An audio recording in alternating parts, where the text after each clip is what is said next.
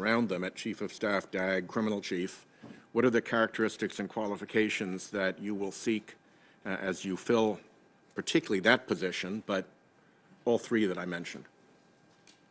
I'm sorry, the deputy, and what was the other Deputy Chief of Staff and Criminal Chief. There is already a criminal chief. I know. Yeah. There's already a Deputy Attorney General, but he's leaving. Well, for a deputy, I'd like someone who's a really good manager and who has had good management experience running government programs, and I want a first-rate lawyer and someone whose judgment I feel comfortable in.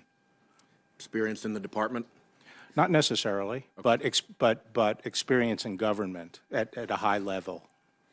When we met, I gave you a letter that you've seen, just so none of these questions would be a surprise. So I hope it is no surprise to you that I'm going through some of them. If you're confirmed, what will be the department's rule regarding communications between White House and Department of Justice officials regarding criminal and investigative matters? Who at DOJ will be allowed to have those conversations with the White House, and who at the White House will you entertain those conversations from at DOJ?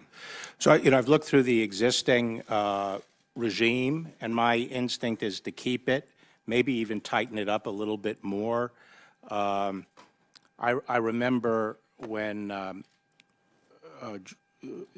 George W. Bush's administration was coming in, my advice was start tight, and then as you realize who has judgment and so forth, you can go back to a... They went the other way, and it was a bad day for Attorney General Gonzalez in the hearing room when that was brought to his attention. What is your understanding right now of who at the Department of Justice is authorized to have communications with the White House regarding investigations? It depends what it is, but on criminal matters, I would just have the AG and the deputy. And what do you think the rule is now in the department?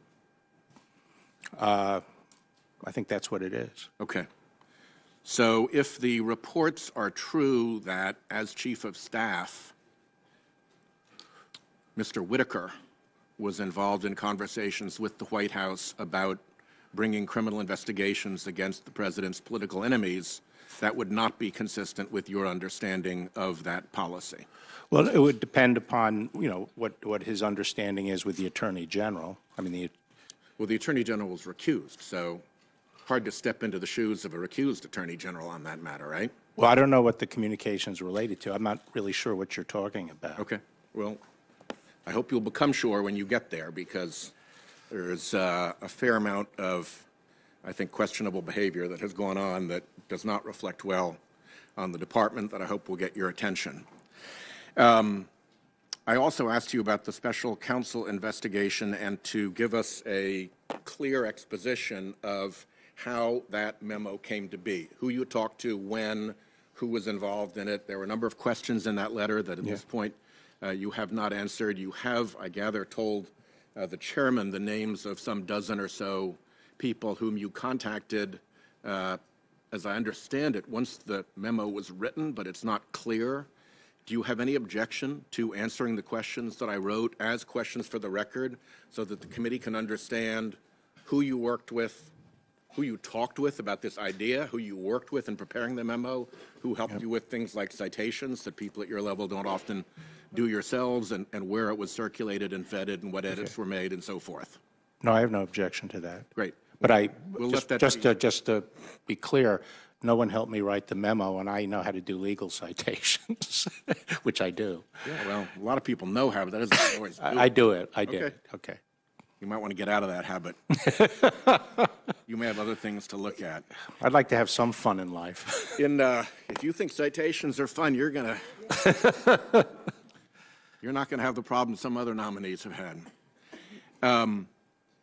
My letter to you also asked about the Bork order that set out a series of protections for the then independent counsel operation.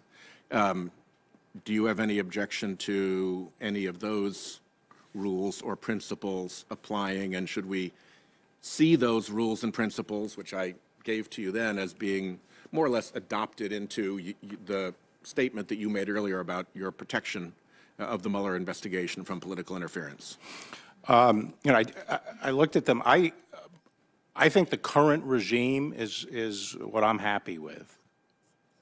In other words, I wouldn't change the current rule those rules were put in place at the end of the Clinton administration,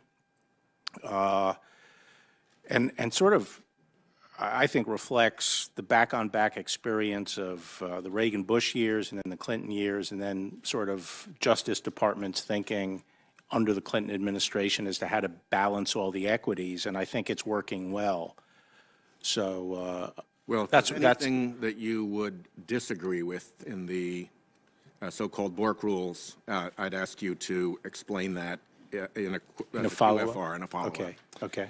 Also, in my letter to you, I expressed my concern that Mr. Whitaker was paid $1.2 million through what I consider to be a front group that has very little reality to it, and that the funding that came to that front group to pay him the $1 million came through another entity that is essentially an identity laundering operation that has no independent business operation. And the result of all of this is that somebody out there arranged to get over $1 million to Mr. Whitaker, and we have no idea who that somebody is. And as I mentioned to you in our conversation, I don't see how the department can do a proper recusal and conflict analysis for somebody when the player who delivered the $1 million is still hidden behind the curtain. Is that something that you will help us fix? Well, first, I don't think there was anything wrong done, or we don't know that yet because we don't know what the facts are. Yeah, well, I'm just saying, just the facts that you've said, doesn't necessarily mean there was anything wrong done.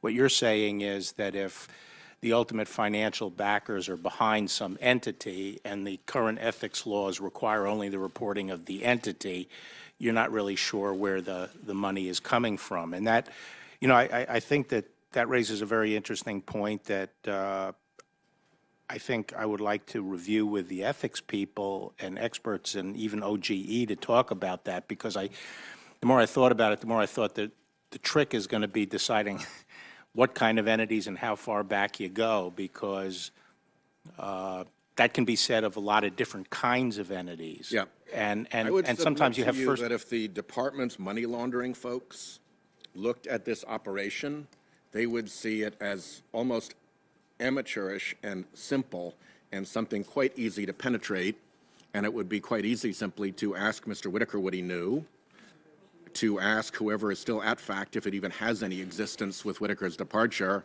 what they knew, and to ask Donors Trust to cough up the identity of the donor, and then you can do your homework. And if they refuse to do that, nothing guarantees anybody a job at the highest levels of government who's not willing to provide those disclosures.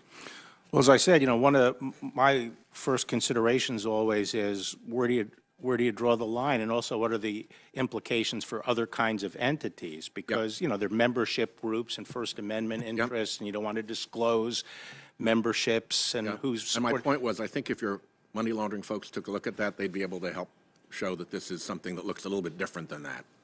My time has expired, and see you on the second round. Thank you. Senator Sass. Filling in for Senator Cruz next. Thank you, Chairman. Okay with me. Thank you. Mr. Barr, I want to commend you for stepping forward. Thank you very much. And I want to say thank you to your family as well for being so supportive in this endeavor. I'm really pleased to have all of you here, so thank you for doing that. Mr. Barr, later this month, I do plan on reintroducing Sarah's Law, which is a bill that would require the detention of illegal aliens who have been charged with a crime that resulted in the death or serious injury, bodily injury of another person. Now that sounds pretty common sense, but I'll give you a little background. This bill is named after Sarah Root. She was a resident of Council Bluffs, Iowa, and Sarah was killed by an illegal alien who was driving drunk. And that alien had a blood alcohol content of more than 3 times the legal limit, yet he was allowed to post bond and has not been seen since. It's important to me that Congress act to close these loopholes in our immigration system and do better to enforce the laws that are already existing on the books. And I know that Attorney General Sessions, he had a real passion for this, and he had a strong record of trying to make sure that we're correcting wrongs in the system. How do you, as Attorney General, plan on making sure that we are restoring the rule of law in our immigration system? Well, first, that sounds like a very commonsensical bill and something that I would certainly be inclined to support.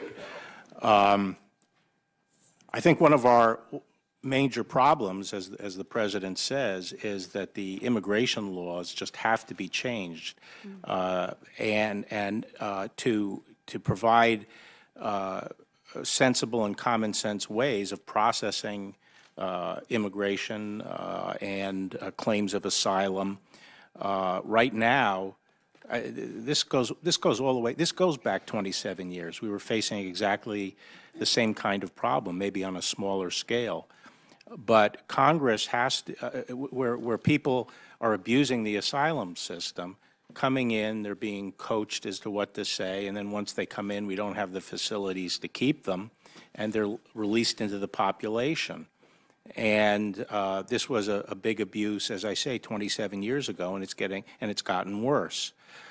So we need to change the laws to stop that kind of abuse and enable us to run a lawful immigration system where we process people into the country who are entitled to come into the country, and we keep out those that are flouting our laws. And it's long overdue. And the President is right that until we're able to do that, we're just not going to be able to get control over illegal immigration, and it creates a lot of unsafe conditions for many people. Absolutely, and I appreciate your thoughts on that. This is a very important issue. I think all of us understand that immigration is so vital to our country, but it has to be done in the right manner. And for those that are causing bodily injury and death to those here in the United States, we want to make sure that they are brought to justice. And in this case, that illegal, undocumented was not brought to justice. And I feel a lot of empathy for that family. I'll move into another situation that's really important to Iowans. According to the U.S. Department of Health and Human Services, after drug dealing, human trafficking is tied with arms dealing as the second largest criminal industry in the world, and it generates about $32 billion each year. The Department of Justice has said that 83% of sex trafficking victims identified in the United States are U.S. citizens, with the average age of a victim being between 12 and 14 years. 12 and 14 years. Since 2007, there have been over 300 cases of human trafficking in Iowa alone. And Iowa is a very rural state. 300 cases. That's very concerning to my constituents back home. What do you see as the main contributor to human trafficking here in the United States? And then how can the DOJ impact and combat and prevent those heinous crimes? This is an area that, frankly, wasn't very much on the radar scope of the Department of Justice when I was last there. I know it's it's an abhorrent area of criminality that I know the Department and Attorney General Sessions have been focused on and have put in place various programs and entities within the department to focus on it and work with state and local law enforcement on it. I'm not sure what the major contributor to it is. It's an area that I'm going to have to study when I get into the department and see what are the factors contributing to it. Okay, I appreciate that.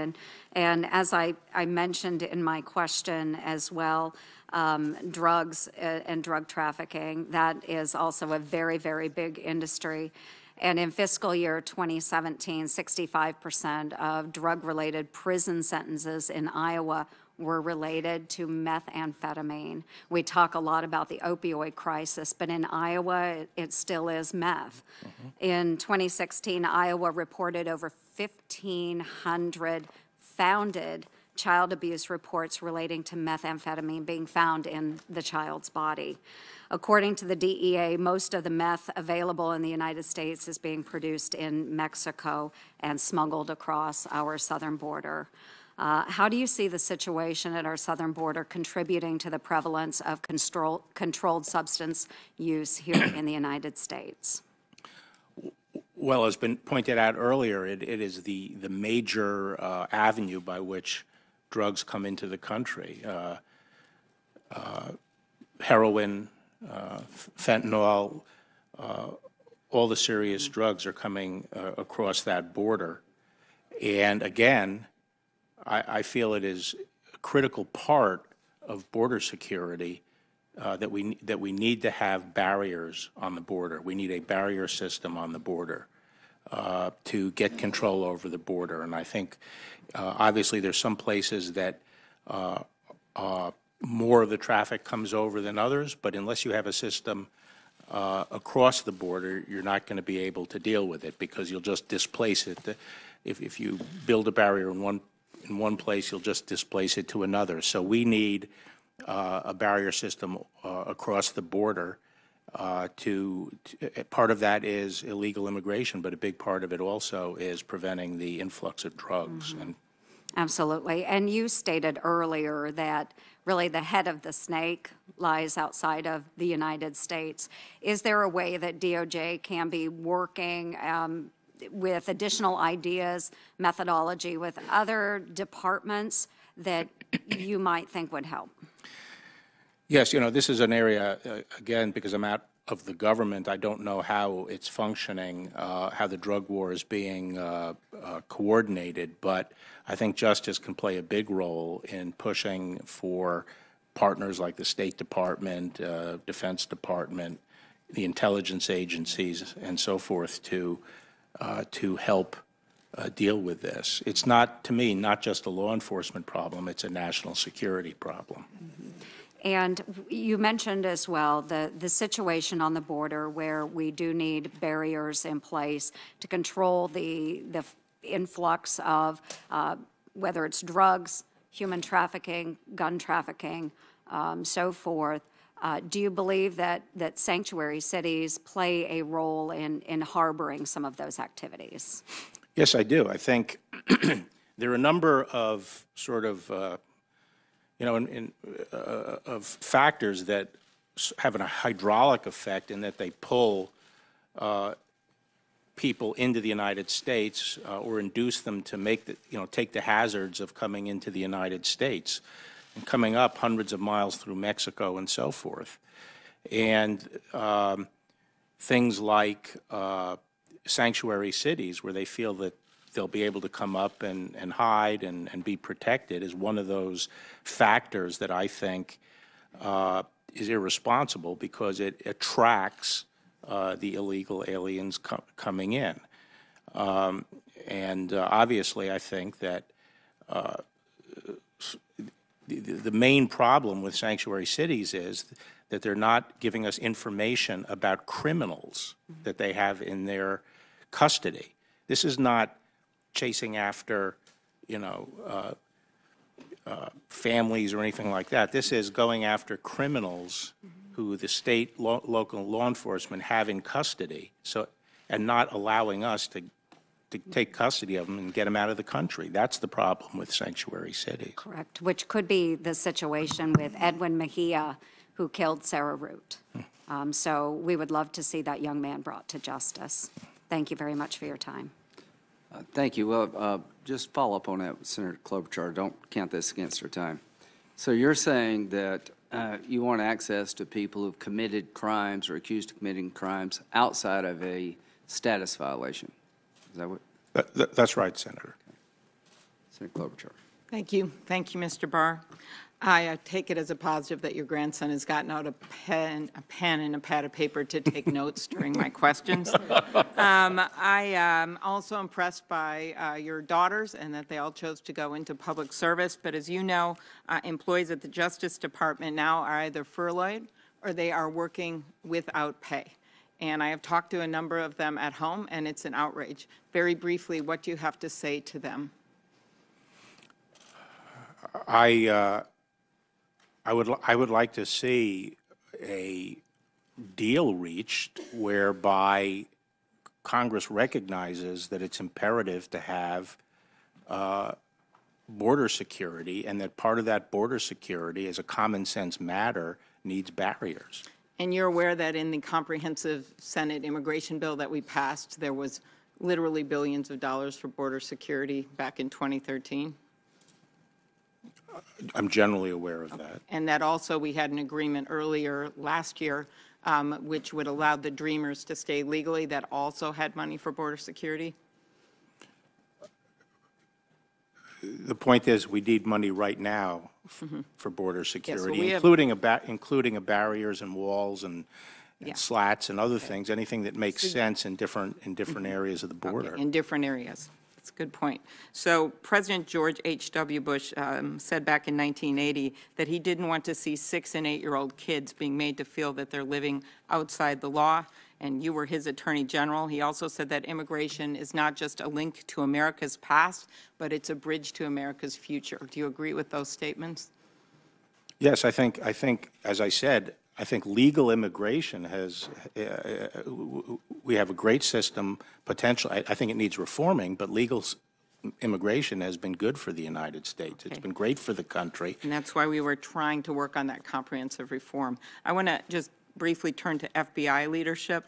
The President has made statements accusing the FBI of making politically motivated decisions. Many of us up here and in the Senate have confidence in Director Wray and the leadership at the FBI and believe they can do their jobs without politics getting in the way. Do you agree with that? I'm looking, if I'm confirmed, I'm looking forward to getting to know Chris Wray. From what I know, I think very highly of him. Okay, thank you.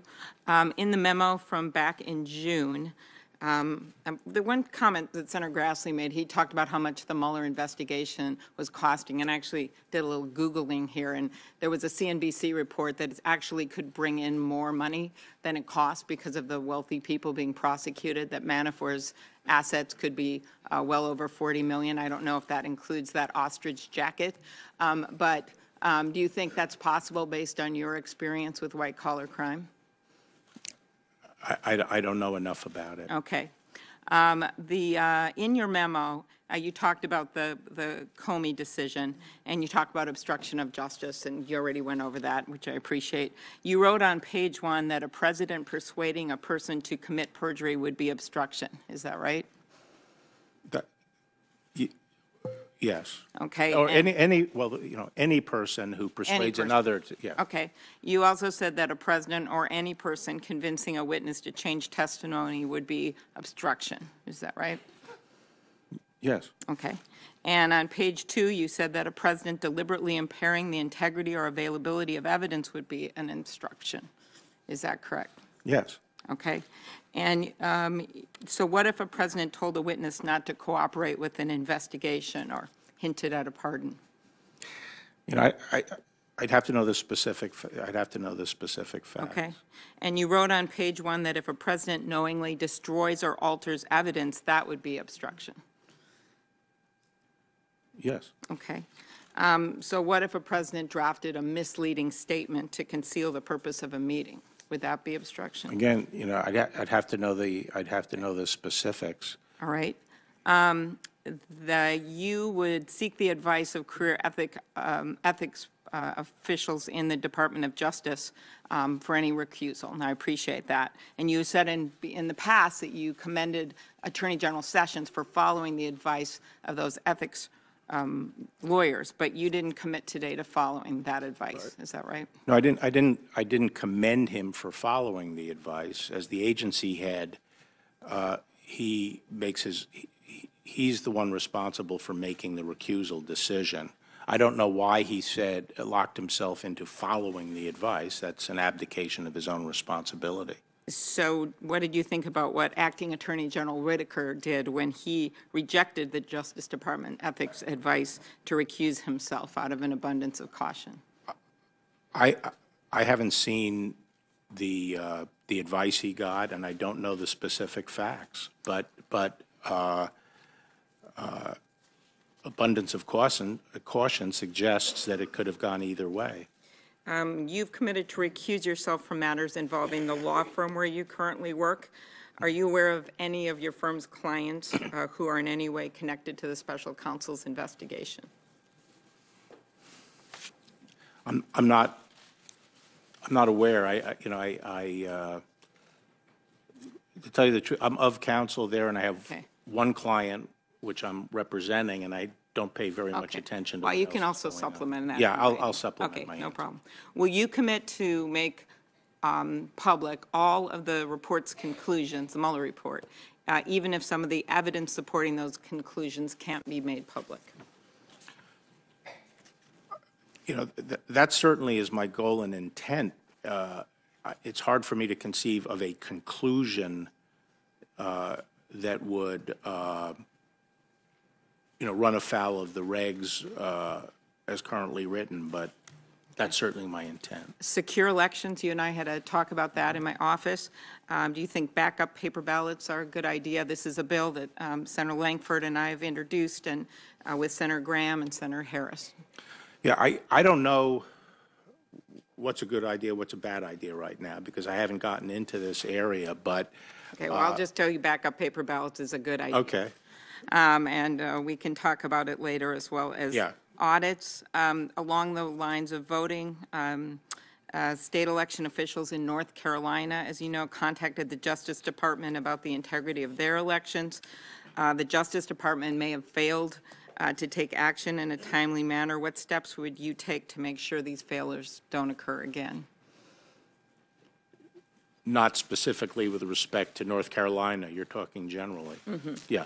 Well, as I say, I want to make one of my priorities the integrity of elections, and so this is not an area I have been involved with deeply before, and when I get to the department, if I'm confirmed, I'm going to start working with the people and making sure that those kinds of things don't happen. Part of this, of course, is also voting rights and our concern about some of the changes in department policy, and I hope you will seriously look at that, because the last thing we should be doing is suppressing voting, and that is what we've been seeing under this current administration. My dad was a reporter, so I grew up knowing the importance of a free press.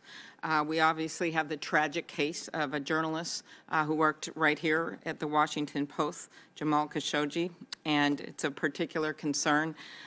So I want to ask you something I asked Attorney General Sessions. If you're confirmed, will the Justice Department jail reporters for doing their jobs?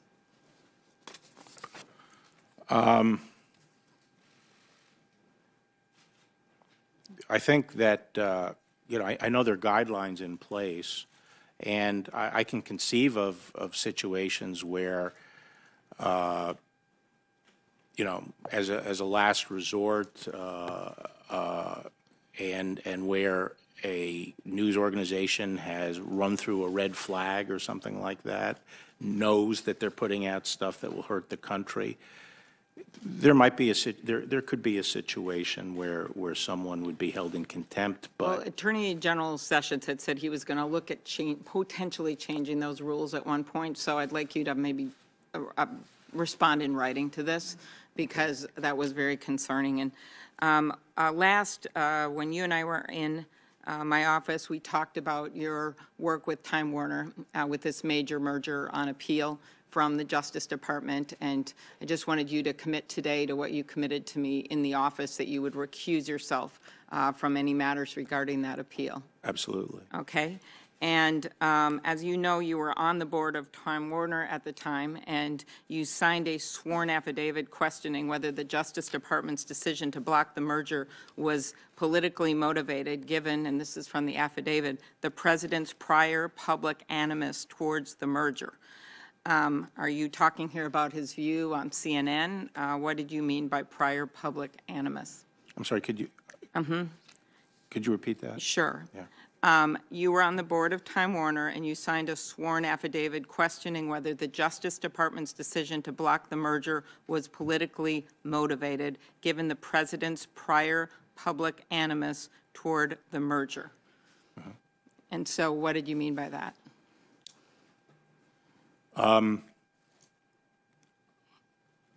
mean, the affidavit speaks for itself in that at that meeting, I was concerned that the Antitrust Division was not engaging with some of our arguments, and I got concerned that they weren't taking the merits as seriously as I would hope they would. But I have, I have no, I'm not sure why they acted the way they did. Okay, very good. And I'll ask you more on antitrust policy-wise in the second round, and I appreciated the discussion we had on that. It's very important. Okay. Thank you very much. Yeah. Thank you. Senator Hawley did a good thing by allowing Senator Ernst to go, because she had a no good deed goes unpunished around here, but you do have a credit with the chairman, so I appreciate that. Senator Cruz, you're next. Thank you, Mr. Chairman, and thank you, Senator Hawley, as well, and welcome to the committee. Welcome to all the new members of the committee, and congratulations, Mr. Chairman. We are looking forward to the Lindsey Graham chairmanship of Judiciary, and I'm sure if... They'll make a movie about it, I'm sure. I am certain whatever else happens, it will not be boring. Welcome, Mr. Barr. Congratulations on your nomination yet again. And let me say thank you. You and I have visited before about this, but the past 2 years have been a difficult time at the Department of Justice. And you and I and many on this committee hold the Justice Department in very high esteem.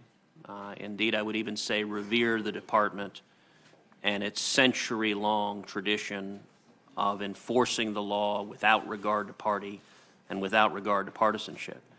And I commend you for your willingness to go back and serve once again. I think that is a good step for the department and a good step for strengthening the department.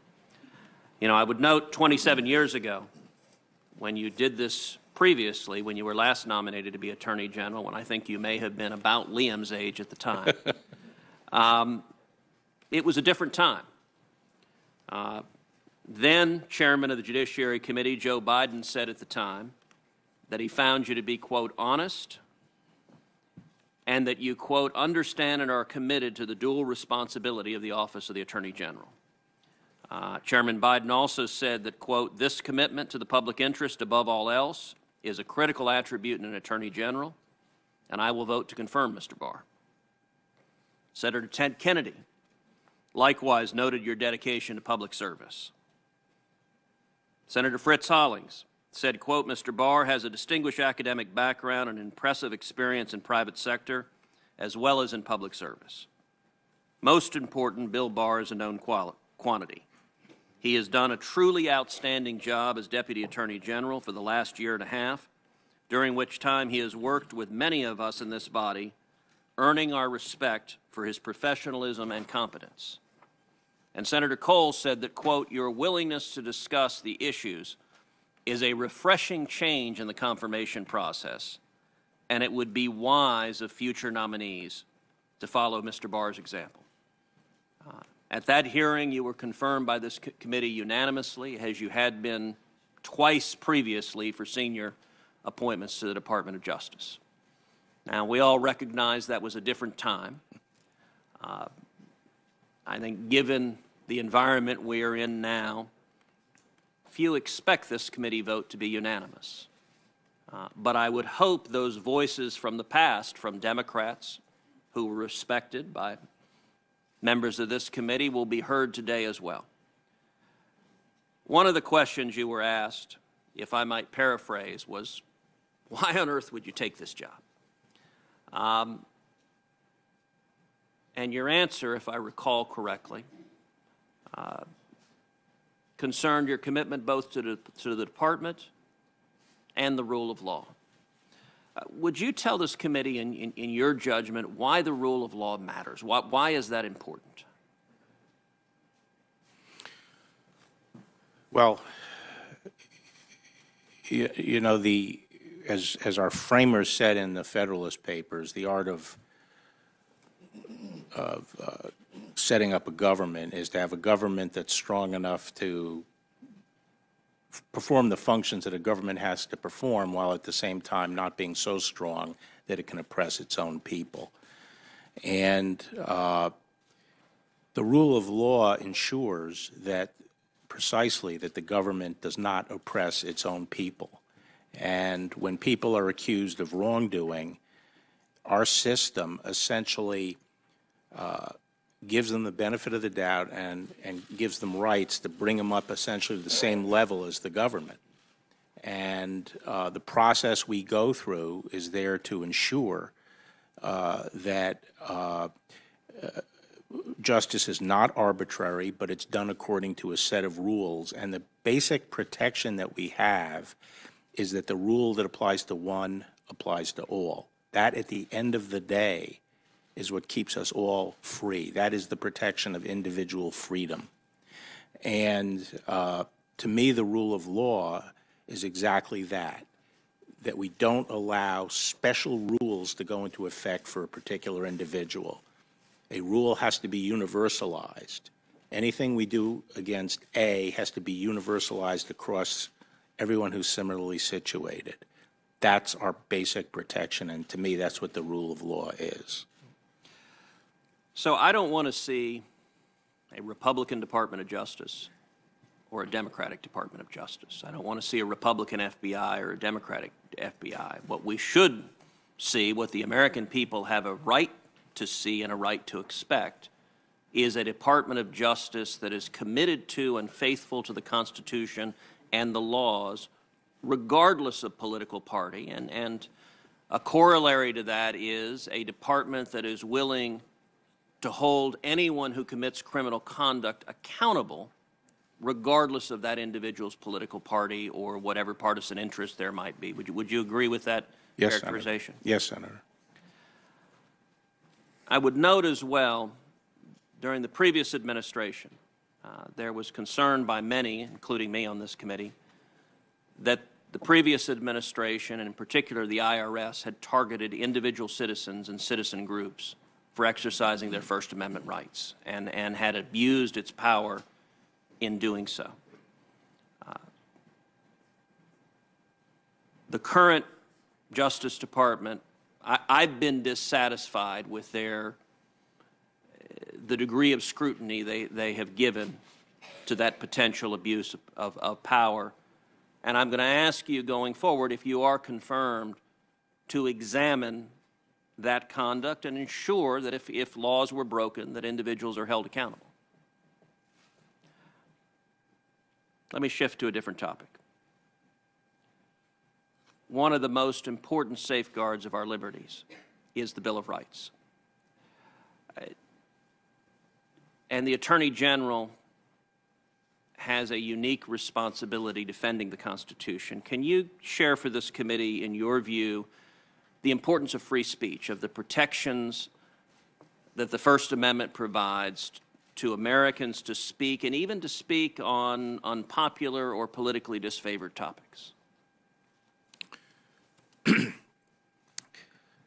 I think free speech is at the core of our system because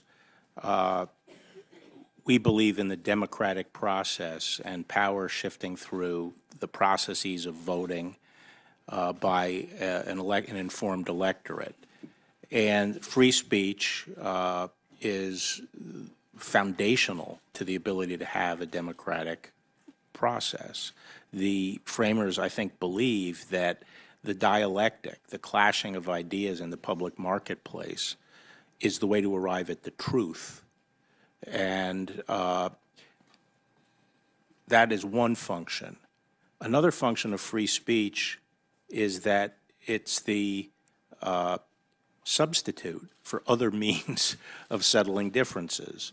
In some ways, it's a safety valve. People are allowed to speak their mind and persuade their neighbors of their position. And I think that performs a very important function in keeping the peace within a community. And if speech is suppressed, it can lead to the building up of pressures within society that sometimes can be explosive. How about your views on religious liberty? And would you share your thoughts on the importance of the religious liberty protections in the First Amendment in terms of protecting our diverse and pluralistic society? Yes, I think the framers believed that our system, they said that our system only works if the people are in a position to control themselves. Our government is an experiment in how much freedom we can allow the people without tearing ourselves apart. And they believed fewer laws, more self-control, and they believed that part of that self-control, and I know there are many people here who disagree, in our society, not here, but in our society who disagree, but they believe part of that self-control ultimately came from religious values. And I think it's important underpinning of our system that we permit, I believe in the separation of church and state, but I am sometimes concerned that we not use governmental power to suppress the freedoms of traditional religious communities in our country. Final question. The Department of Justice is charged with defending the United States, but that doesn't mean that the Department of Justice always must argue for maximum federal power. There are important restraints on federal power, whether civil liberties protections in a criminal context, whether the Takings Clause, or whether the 10th Amendment and federalism. Can you briefly share your thoughts on the appropriate balance of respecting the limitations on federal power?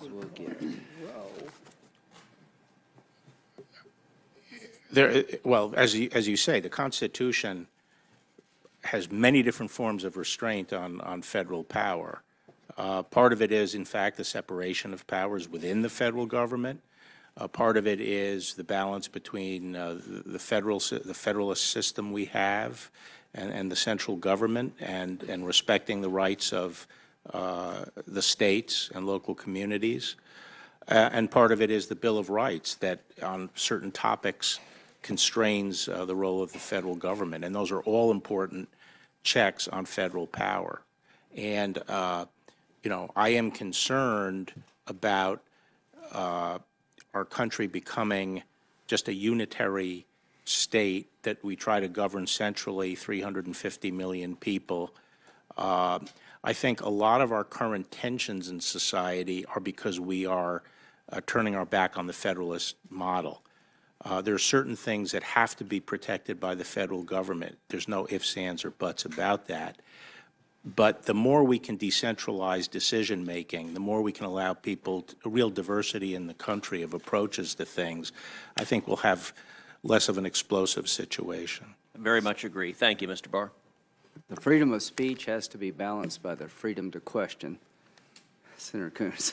Congratulations, Chairman Graham. I look forward to working with you in this Congress. And thank you, Mr. Barr, and to you and your family for their service to our country through federal law enforcement and the Department of Justice. You just faced some questioning from Senator Cruz about your own confirmation hearing back in 1991, and I'd like to take us back to a previous confirmation hearing, which was at a more similar time to today than 1991, 1973. Senator Leahy asked you about the confirmation of Elliot Richardson, President Nixon's nominee to be Attorney General. That confirmation took place in the context of a similarly divided period in American history where there was great concern over the, at that point, ongoing Watergate investigation. And Elliot Richardson reassured the country by making some important commitments during his confirmation hearing before this committee. Then Senator Strom Thurmond asked Richardson if he wanted a special prosecutor who would, and I quote, shield no one and prosecute this case regardless of who was affected in any way, shape, or form. Richardson responded, exactly. Do you want Special Counsel Mueller to shield no one, and prosecute the case regardless of who is affected?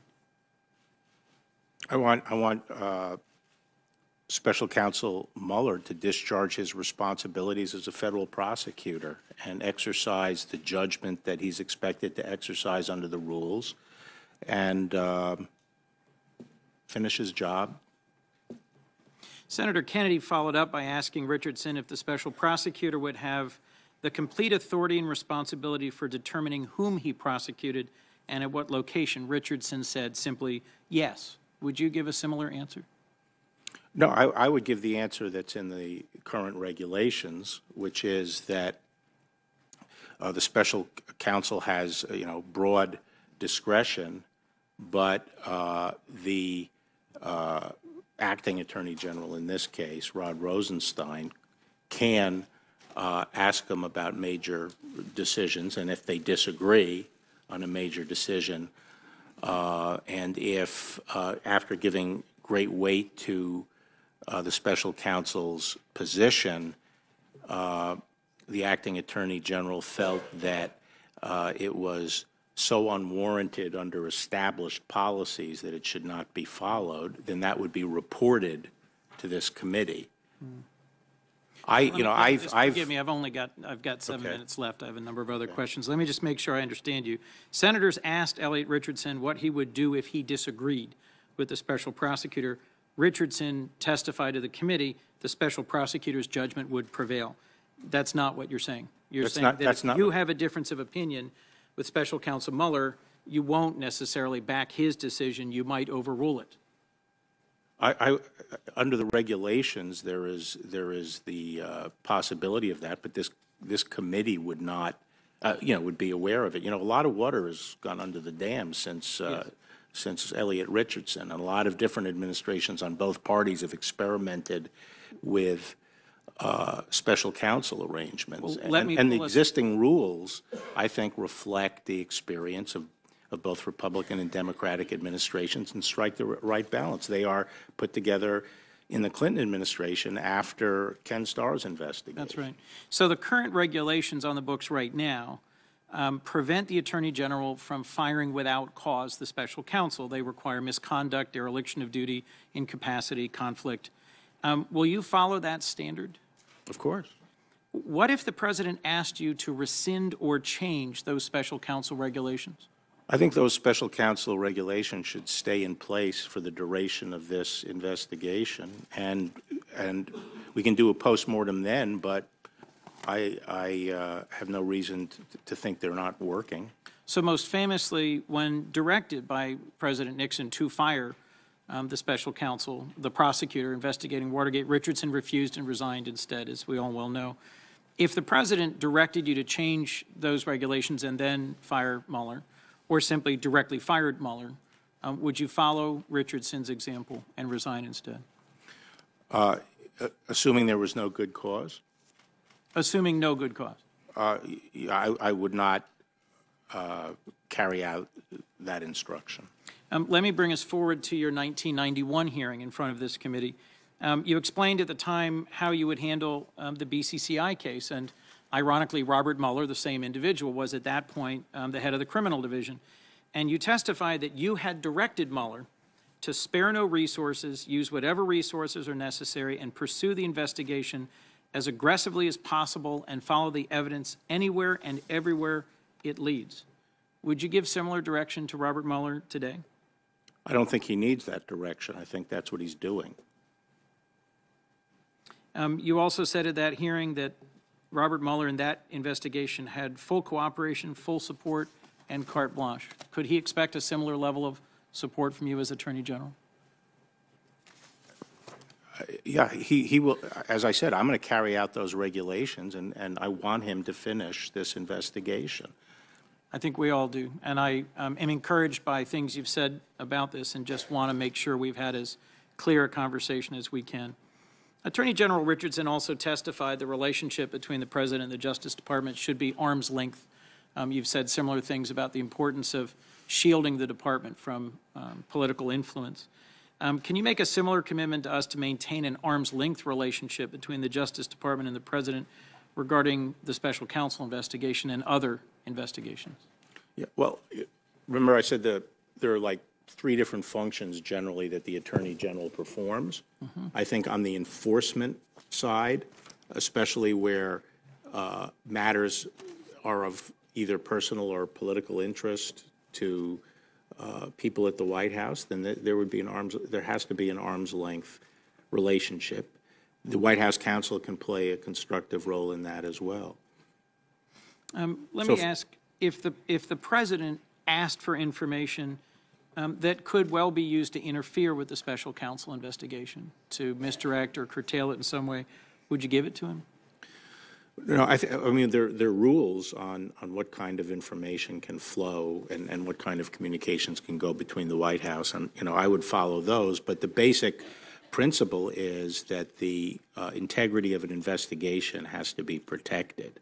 There are times where you can share information that wouldn't threaten the integrity of an investigation, like, for example, when I was Attorney General and we were investigating something that related to someone who had a relationship with President Bush, I could just orient them that, there's going to be a story tomorrow that, says this, but in that particular case, there was no chance that it would affect the investigation. So sometimes judgment calls are necessary.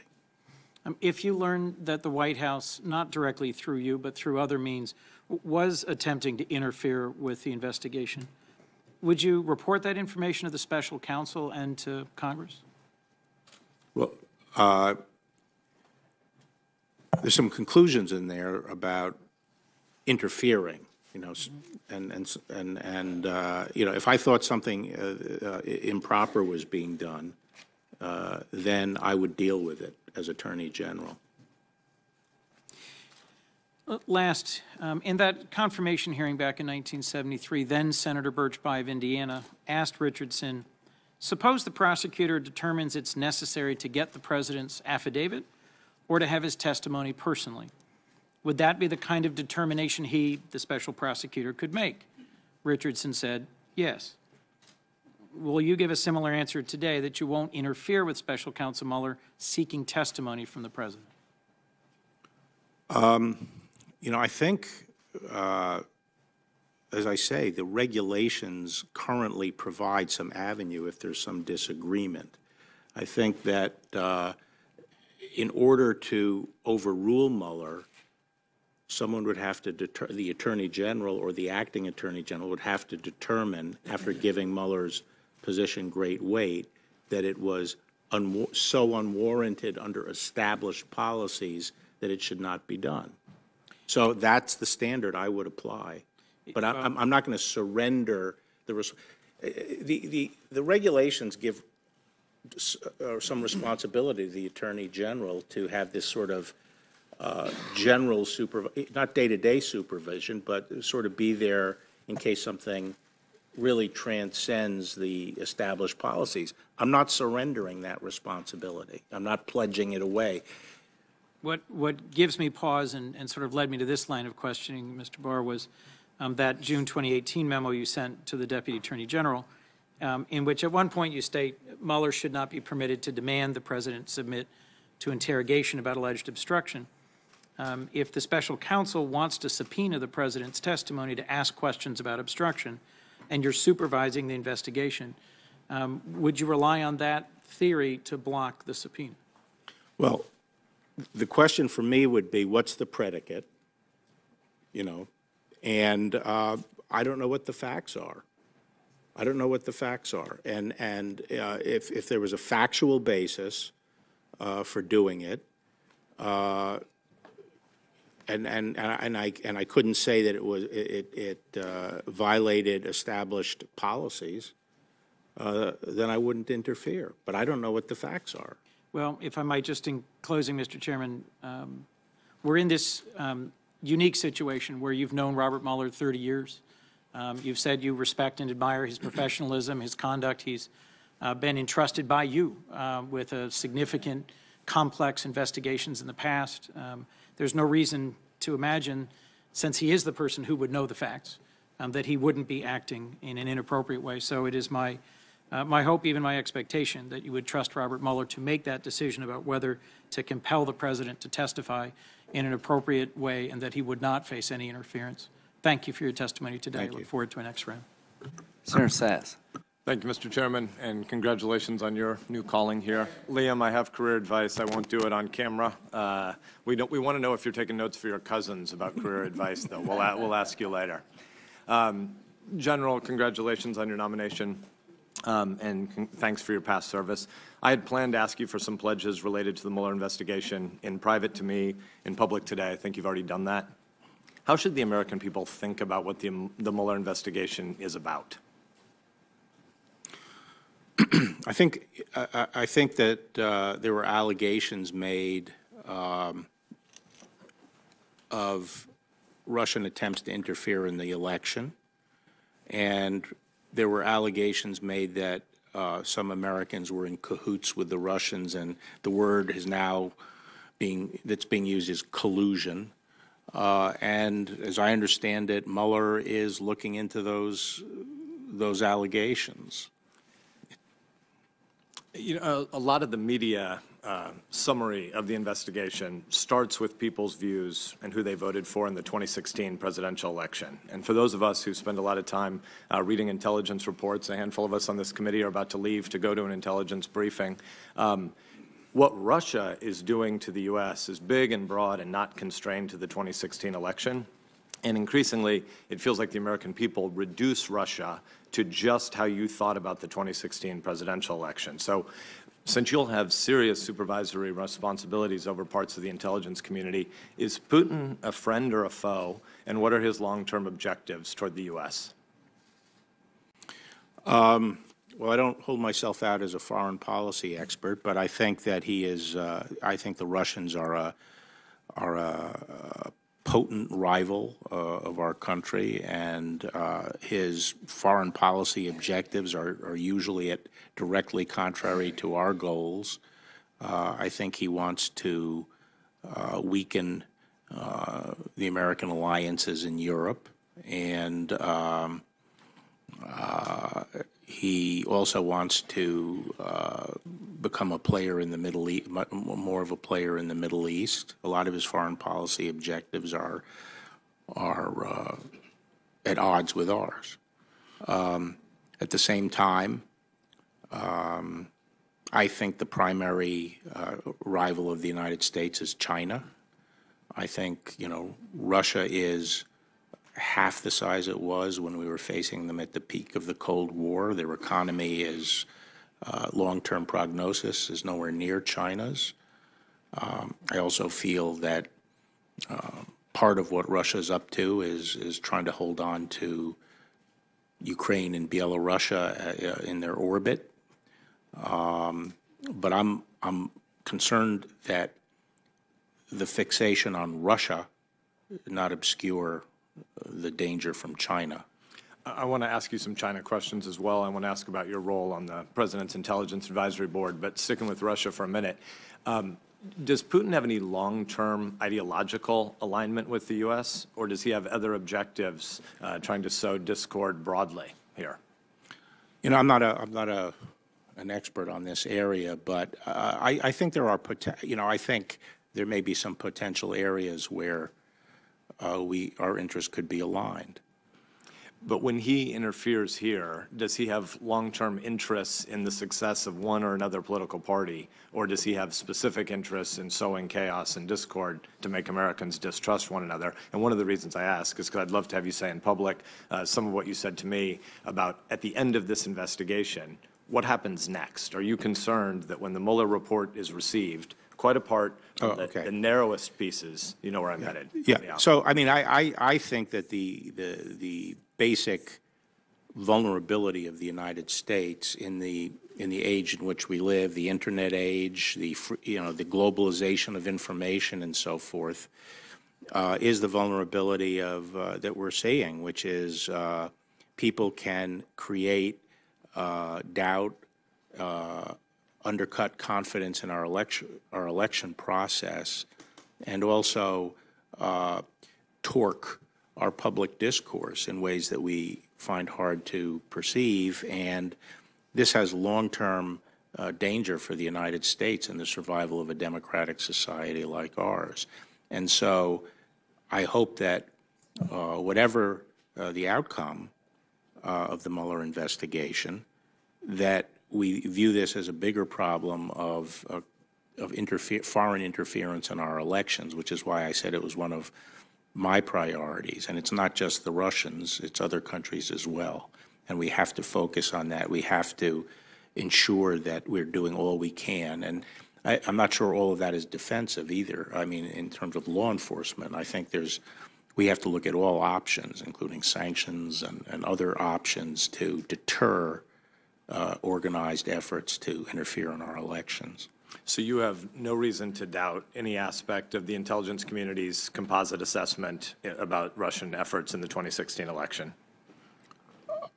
I have no reason to doubt that the Russians attempted to interfere in our election. And Dan Coates, the National Intelligence Director, has testified in public and has said in different media contexts that Russia is already plotting for the 2020 elections in the U.S. You have no reason to doubt that.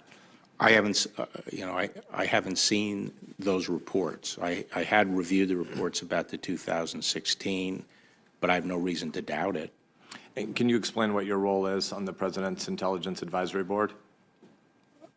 Yeah, I'm actually a consultant. I'm an advisor on sort of legal issues. Obviously, I'm stepping down from that position if I'm confirmed, but I've been just advising. I'm not a member of the board. I'm on the CIA's External Advisory Board, and have been participating on that as well. When you talk about the long-term Chinese efforts to also sow different kinds of discord in the U.S., obviously not crossing any classified lines here, but long-term interests that other countries have in strategic rivalry with the U.S. to use gray space and information operations warfare against us. How do you see the role of the National Security Branch and the FBI more broadly fitting into the larger IC, and what responsibilities do you see would be on your priority list as you arrive at the department? Well, I've been out of the department for so long. I'm not really sure about how that is currently being handled. I also think that we've had our attention focused on terrorism, which we can't let up, but I want to make sure that, and I'm sure Chris Wray is on top of this, and looking forward to talking to him about it, of making sure that the Bureau is playing a central role in combating efforts by foreign countries to engage in those kinds of hostile intelligence activities. You have unpacked a couple of times today the three different roles or functions of the Attorney General.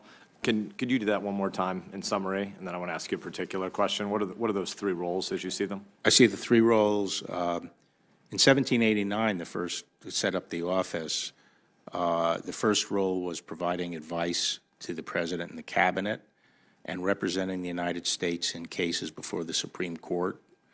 And I see the three roles as providing advice, being a policy advisor on legal and law enforcement policy issues, and the top law enforcement officer enforcing the laws. And so in no way would the job of protecting the president be a subset of any of those three jobs? The language of protecting the president has been used occasionally in this administration to refer to the way it was conceived of how Eric Holder did his job. Is there any sense in which it's the Attorney General's job to protect the president? No, that wasn't included in my description of the role of the Attorney General. Obviously, as in the policy arena, the Attorney General is someone who should be sympathetic to the administration and its policy goals. But there are circumstances where those three roles could come into some internal conflict, or you could be asked to do things that don't align with them. And there's probably a list that you have. I want to ask you to enumerate it here. But there's probably a list of issues where you could imagine needing to resign because of what you were asked to do in the space of so-called protecting the president. You know, if I was ever asked to do something that I thought was unlawful and directed to do that, I wouldn't do it, and I would resign rather than do it. But I think that should be true of every officer who serves anywhere in government, whatever branch. I am at time, but I had a series of questions related to some of what Senator Ernst did about Sarah's Law. She and I have jointly been active in that space. The tragic case of the young woman that she was talking about from Council Bluffs was actually, it occurred in Omaha, and Edwin Mejia, her killer, is still at large, and both the last administration and this administration have not prioritized that enough in our understanding, and I imagine that Senator Ernst and I will follow up with a letter to you on that as well. Thank you. Senator Blumenthal. Thanks, Mr. Chairman. I congratulate you, and I look forward to working with you, and congratulate also the new members of our committee that have joined us, and thank you very much, Mr. Barr, for being here today, for your past record of public service, and I hope I am perhaps the last to make reference to your grandson by saying that if he makes it through this hearing today, he can have any job he wants in this building.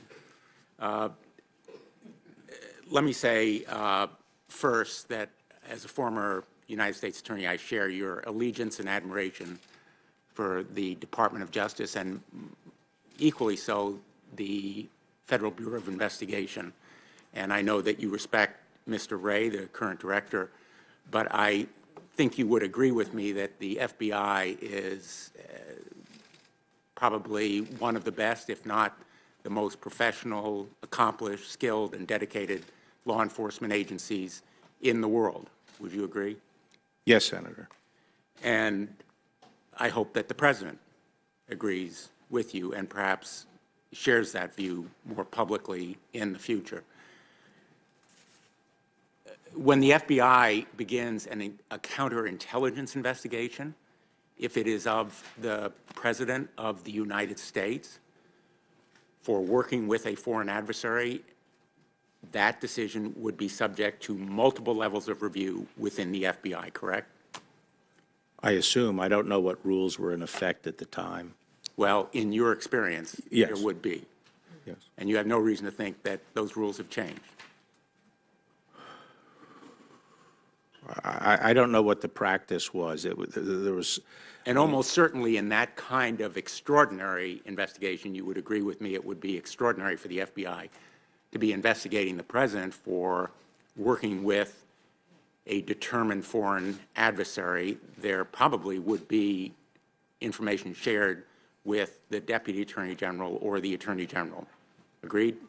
I would hope so. The reason I'm hesitating is because, you know, some of these texts that we've all read are so weird and beyond my experience with the FBI. I don't know what was going on. Well, these reports are stomach-churning in terms of the absolutely stunning and unprecedented kind of investigation that they reflect. You'd agree? You mean the texts are stomach-turning? The reports of the investigation of the President. I'm not sure what you're talking about when you say the reports of the investigation. The reports that the FBI opened an investigation of the President for working with a foreign adversary, Russia. And what's stomach-churning about that? What is stomach-churning? The allegation against the President, or the fact that kind of allegation would be made and be under investigation? Well, let me move on. Yeah. I want to talk about transparency. Will you commit to this committee that you will not allow the President or his attorneys to edit or change the special counsel report before it is submitted to Congress or the public? I already said that I would not permit editing of my report, whatever report I or whoever is the Attorney General makes. And will you commit that you will come to Congress and explain any deletions or changes that are made to that report before it is issued? Okay, so, you know, there are different reports at work here. Which report are you? There are two different reports. The special counsel report. Okay, well, under the current regulations, the special counsel report is confidential.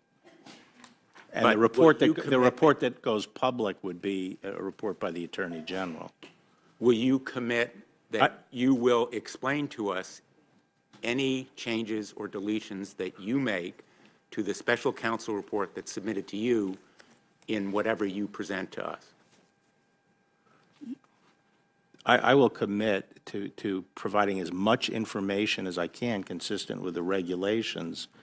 Are you saying, for example, that if information is deleted, that would be like for classification purposes, I would identify that and things like that? Well, that you will commit to explaining to us what the reasons are for your deleting any information that the special counsel includes that you are preventing us or the public from seeing. You know, that would be my intent. I have to say that the rules, I don't know what kind of report is being prepared. I have no idea. And I have no idea what Acting Attorney General Rosenstein has discussed with Special Counsel Mueller. If I'm confirmed, I'm going to go in and see what's being contemplated and what they've agreed to and what their interpretation, you know, what game plan they have in mind. Will you permit special counsel? But my purpose is to get as much accurate information out as I can consistent with the regulations. Well, the regulations and rules give you extraordinarily broad discretion. And I'm hoping, and I'm asking you to commit, that you will explain to us information that you have taken out of that special counsel report. And I also want to ask you about restrictions on the special counsel. Will you commit that you will allow the special counsel to exercise his judgment on subpoenas that are issued and indictments that he may decide should be brought? As I said, I will carry out my responsibilities under the regulations. Under the regulations, whoever is Attorney General can only overrule the special counsel if the special counsel does something that is so unwarranted under established practice. I am not going to surrender the responsibilities I have. You would not like it if I made some pledge to the president that I was going to exercise my responsibilities in a particular way, and I'm not going to make a pledge to anyone on this committee that I'm going to exercise it in a particular way or surrender it. Will you allow the special counsel to exercise his judgment as to what resources are necessary? Will you meet those needs for resources? That would be my expectation. I think, you know, I mean, if you believe the media, they're sort of starting to reduce their resources, so I wouldn't expect that would be a problem. Will you allow the special counsel to exercise his judgment as to what the scope should be? The president has talked about red lines around finances. Will you allow the special counsel to exercise his judgment about what the scope should be, even if the president says that there should be red lines? I think the scope of the investigation is determined by his charter from the acting attorney general. And if he wants to go beyond that charter, I assume he would come back and talk to whoever the attorney general is about. Will you impose any restrictions on other prosecutors who are also investigating the president? As you're well aware, in the Southern District of New York, the president has been named, in effect, as an unindicted co-conspirator. The Eastern District of Virginia has an investigation that's relevant to the president. Will you impose any restrictions on those prosecutors? The Office of Attorney General is in charge of the with the exception of the special counsel who has special rules applicable to him, is in charge of the work of the Department of Justice. But you have a responsibility to allow prosecutors to enforce the law. I have the responsibility to use my judgment and discretion that are inherent in the Office of Attorney General to supervise. And I'm not going to go around saying, well, this U.S. attorney or that U.S. attorney I'm going to defer to. Well, you referred earlier to the possibility of firing a United States attorney. Would you allow the president to fire a United States attorney and thereby stop an investigation? I would not stand by and allow a U.S. attorney to be fired for the purpose of stopping an investigation, but the president can fire a U.S. attorney. They're a presidential appointment. But the president should have a cause beyond simply stopping an investigation for firing a United States attorney, even if he or she is a political. Well, as I said, I would not stand by and allow an investigation to be stopped if I thought it was a lawful investigation. I wouldn't stand by for that. But the president is free to fire his officials that he's appointed. I want to ask a question on a different topic. You've said that, and I'm quoting you, I believe Roe v. Wade should be overruled. You said that in 1991. Do you still believe it? I said in 1991 that I thought as an original matter it had been wrongly decided. And that was what, within 18 years of its decision? Now it's been 46 years. And the department has stopped, under Republican administration, stopped as a routine matter, asking that it be overruled, and I don't see that being turned. I don't see that being resumed. Would you defend Roe v. Wade if it were challenged?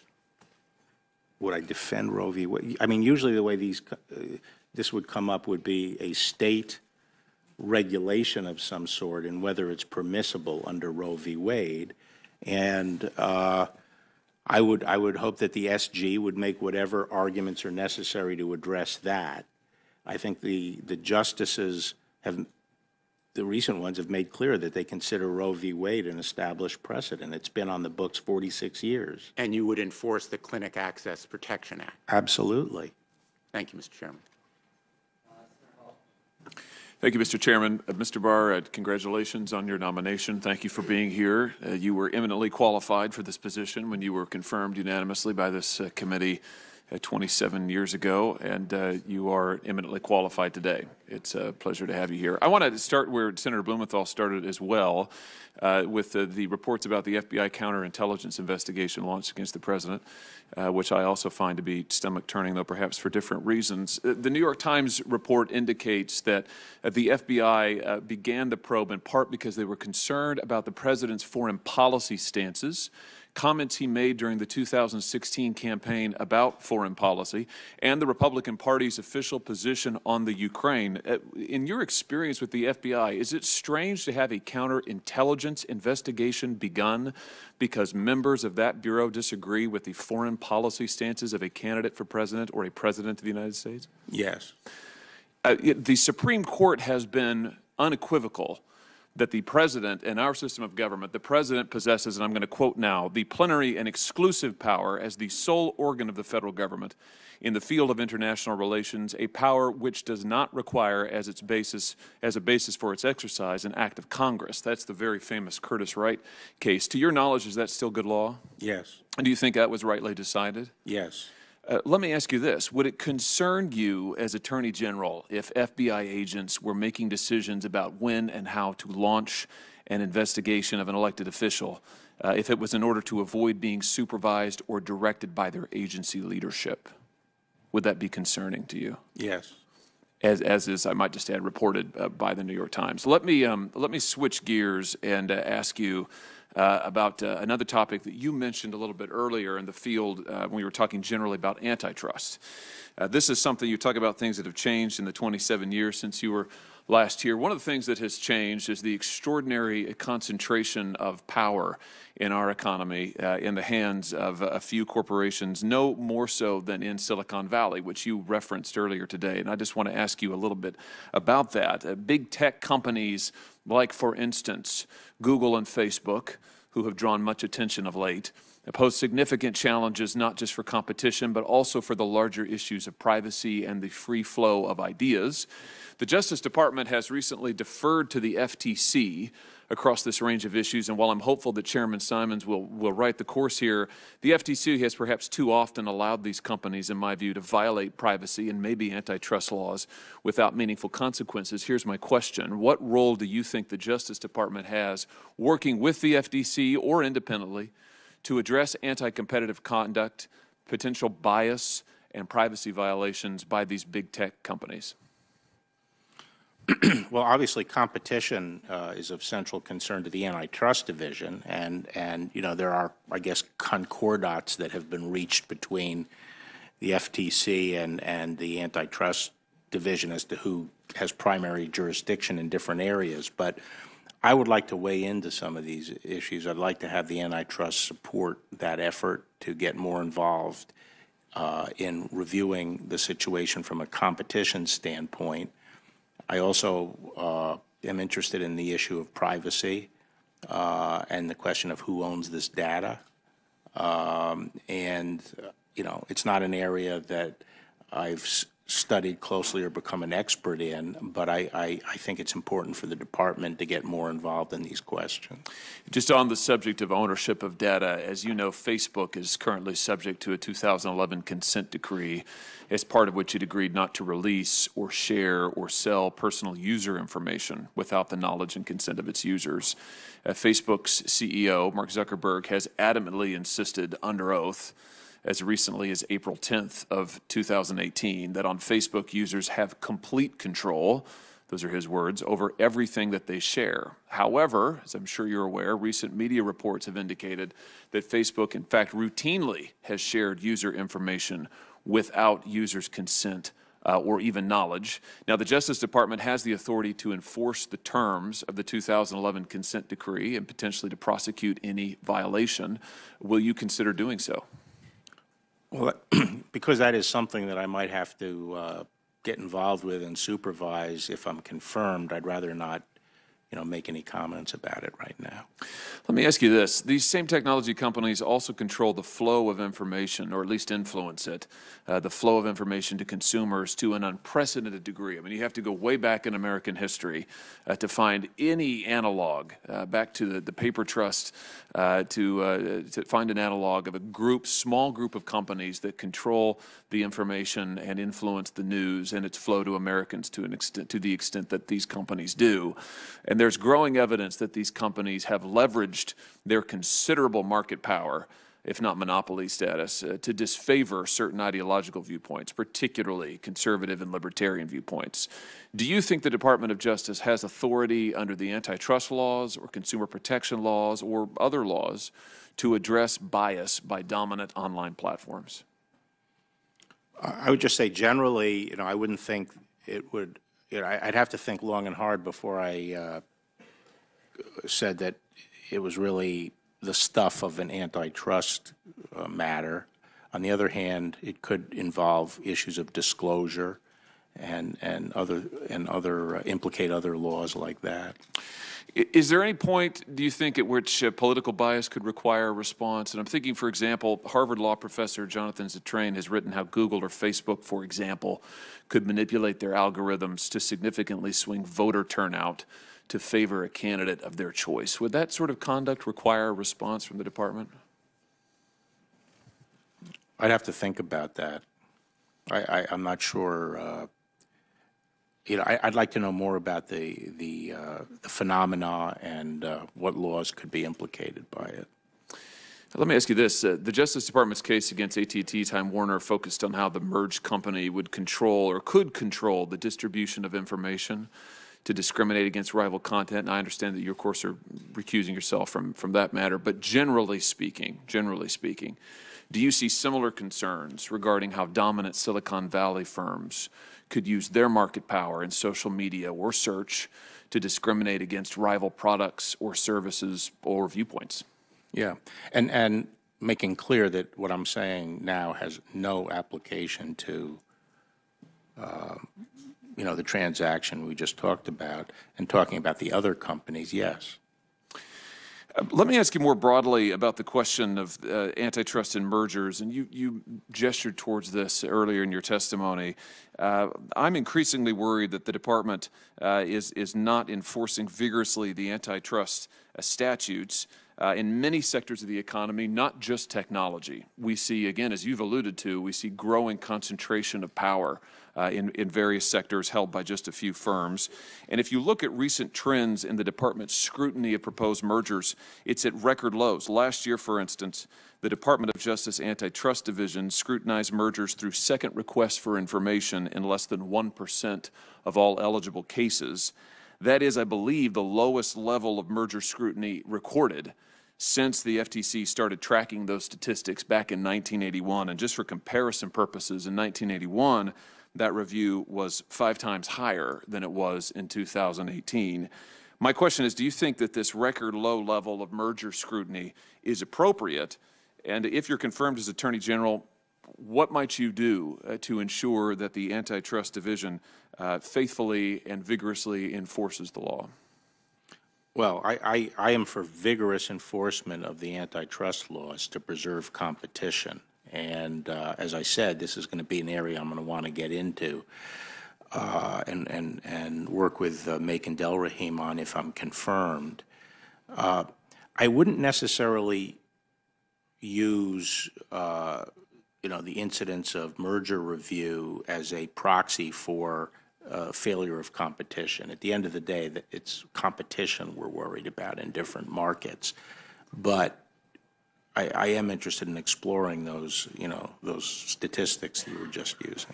And do you think it's fair to say, would you agree that the historic levels of concentration that we're seeing in many parts of the economy, technology in particular, is potentially detrimental to competition? I mean, it is, again, potentially and in general, but it is something that is worth scrutinizing and being concerned about if one is concerned about free, fair, and open competition. You said the size? Yes, the historic levels of concentration. Yeah, I think the thing I'm concerned about are the network effects that are now at work, where they're so powerful that particular sectors could essentially be subsumed into these networks. They're just very powerful network effects because of the size. Yes. I see my time has almost expired. Thank you, Mr. Chairman. Thank you, Mr. Chairman. Mr. Chairman, I welcome the arrival of the immigration Lindsey Graham of 2013. The other Lindsey Graham, we shall see, as you yourself have acknowledged. Mr. Barr, I ask these questions, these 2 questions of every nominee who comes before any of the committees on which I sit. And these are the questions. Since you became a legal adult, have you ever made unwanted requests for sexual favors or committed any verbal or physical harassment or assault of a sexual nature? No. Have you ever faced discipline or entered into a settlement related to this kind of conduct? No. I have a question relating to recusal. You've been asked a number of times. It is very clear that the President does not want an Attorney General who will recuse himself from the Mueller investigation. So when he came before us for confirmation in January 2017, Jeff Sessions wrote on his committee questionnaire that he would, quote, seek and follow the advice of the Department of Justice's designated agency ethics official if confronted with a conflict of interest, end quote. And in fact, he did do that, and he was basically pummeled by the President ever since. So Matthew Whitaker has not come before us for the job of Attorney General, but we know that when it came time to make a decision about recusal, he didn't want to be the object of Trump's wrath. So he proceeded to listen to and then ignore the advice of the career ethics officials at the DOJ who recommended recusal. So your answer to Senator Klobuchar's makes it clear that you are going to basically follow the Whitaker model. Can you understand why that is not terribly reassuring to us? These are not normal times. This is not 27 years ago. Today, the President is Donald Trump, who will do anything to protect himself. He wants you, who has written a manifesto about why the President shouldn't be prosecuted, at least for obstruction of justice, who has met with and consulted with the President's defense attorneys, who has written op-eds defending his firings of Sally Yates and James Comey to be his Attorney General. So in this context, just asking us to trust you is not enough. Why won't you simply follow Jeff Sessions' lead and take and follow, the critical portion being follow, the advice of the department's ethics officials? Because the regulations and the responsibilities of the Attorney General as the head of the agency vest that responsibility in the Attorney General. And I am not going to surrender the responsibilities of the Attorney General to get the title. I don't need the title. If you don't trust me if you have, excuse me, Yeah. you have repeated that answer many, many times. However, I think we all acknowledge that Jeff Sessions possibly didn't want to recuse himself, but he did. And so you have it within your power to follow the ethics advice of your own department, and you're telling us you're not going to. So that is the bottom line. No, Senator, I think Jeff Sessions recused himself because of a different provision, which was the political conflict provision. I think in He the played a context role of all of the in things that, the campaign. in the context of all of the things that you have done, basically to get the attention of President Trump to nominate you, I would say that there's a political context to what your decision should be also. Let me move on. You have said that you will allow Mueller to complete his work. Although, you know, I do want to ask you very specifically, because you did write that 19-page memo relating to the obstruction of justice issue. Would you allow the Mueller investigation with regard to obstruction of justice to also go forward unimpeded by you? I don't know whether there's an investigation of obstruction of Well, definitely obstruction of justice. You read the papers as well as we do, that is an element of the Mueller investigation. I don't think you can sit here and tell us that you do not think that that is a part of the investigation. But let's say that it is. Having written what you did, would you seek to stop that portion of the Mueller investigation? That being the obstruction of justice portion, assuming that that is in fact part of the investigation. Okay, but you have to remember, my memo was on a very specific statute and a specific theory that I was concerned about. I have no basis for suspecting at this point that that is in play at all. You mean that particular provision? That Mueller's provision or theory. Well, I did say, let's assume that, in fact, obstruction of justice is part of the Mueller investigation. When I say theory, I mean, what I was addressing was, you know, whether the removal of Comey in and of itself would be obstruction. Of course, it's not under a particular statute. I hate to be interrupted, but, you know, I only have 4 minutes, so thank you very much. You were asked about the investigations that are going on in the Southern District of New York, the Eastern District of Virginia, the District of Columbia, and there are various investigations brought by various U.S. attorneys' offices relating to the activities of Donald Trump, his campaign, his inauguration, his foundation, his businesses, his families, his associates. Do you consider these to be lawful investigations? Because I believe that you responded to Senator Blumenthal that if these are lawful investigations by the U.S. attorney's offices, that you do not see yourself interfering with them. I have no reason to think they're not lawful investigations, whatever they are. You seem to know more than I do about what's under investigation. That's reassuring that your wanting to have the Mueller investigation go forward extends to all of these other U.S. attorneys' investigations. I believe you also said that the Mueller report will be confidential. It is confidential under the special counsel's, whatever the criteria are. So what I'm hearing you saying that in spite of the fact that you want to be transparent, neither Congress nor public will get the Mueller report because that's confidential. So what we will be getting is your report of the Mueller report, subject to applicable laws limiting disclosure. So is that what you're telling us? I don't know what at the end of the day, what will be releasable. I don't know what Bob Mueller is writing. Well, you said that the Mueller report is confidential pursuant to whatever the regulations are that applies to him. So I'm just trying to get as to what you're going to be transparent about. As the rules stand now, people should be aware that the rules, I think, say that the the special counsel will prepare a summary report on any prosecutive or declination decisions, and that shall be confidential and shall be treated as any other declination or prosecutive material within the department.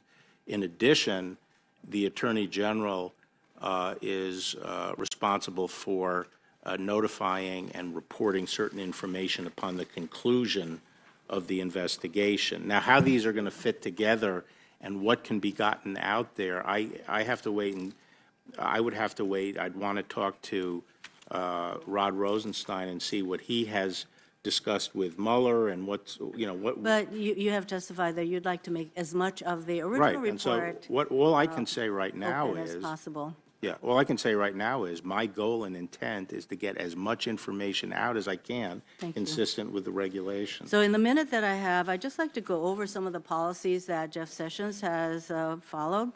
One is zero tolerance policy, which led to the separation of children from their parents. He refused to defend the Affordable Care Act and argued in the Texas lawsuit that key parts of the ACA was unconstitutional. He failed to bring a single lawsuit to enforce the Voting Rights Act to stop voter suppression efforts, and he issued a memo making it harder for the Civil Rights Division to enter into consent decrees to address systemic police misconduct. Do you agree with these policies? Do you intend to continue them? Well, the last one, yes, I agree with that policy. The other ones, I'm not, I'd have to see what the basis was for those decisions.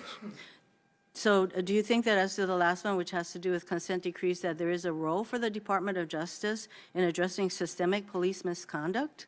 No, You don't see much of a role in that, or you no, see that's a your more limited role? That's your characterization of it. That's not what I understand the policy to be. Of course, the department has a role on pattern and practice violations. So the Attorney General Sessions has issued a rule that makes it a lot tougher to enter into these kinds of decrees. Why do you say it's a lot tougher? Because it's not just relying on the career attorneys, that now it goes to the deputy AG or whoever. There are more political appointees who are going to get involved in that process, and that makes it much more limited, I would say, in utilization. Thank you, Mr. Chairman. Your Honor, we'll take a 10-minute comfort break and start with Senator Tillis. My math is right. We've got about an hour left on round one, so 10 minutes be okay, Mr. Barr? Okay, thank you. Adjourn for 10 minutes.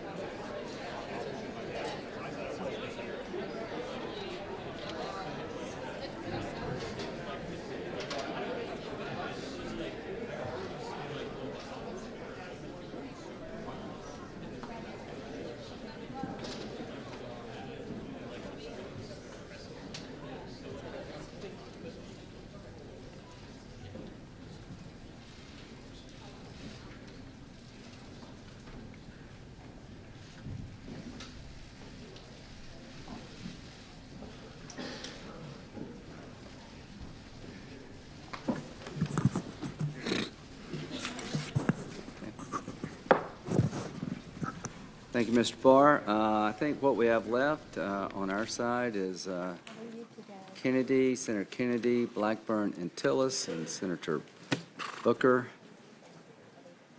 Harris. Anybody else? I think that's it. And round one. So, Senator Kennedy. Thank you, Mr. Chairman. Mr. Barr, do you know of any instance in which anybody has tried to interfere in Mr. Mueller's investigation? No, I mean, I'm not in the Department of Justice, and I have no, I'm not privy to that information, but I don't know of any. I understand you know Mr. Mueller, do you? Yes, I do. Is he big enough to take care of himself? He's a Marine. Yeah. Someone had tried to interfere with his investigation. Based on your knowledge of Mr. Mueller, would he have something to say about it, including but not limited to in a court of law? Yes, Senator. I want to try to cut through some of the innuendo here.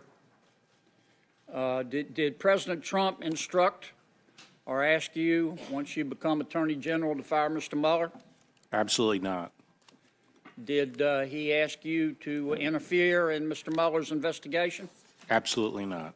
Has anybody in the White House made that suggestion to you? Absolutely not. Has anybody in the Western Hemisphere made that suggestion to you? Absolutely not. Okay.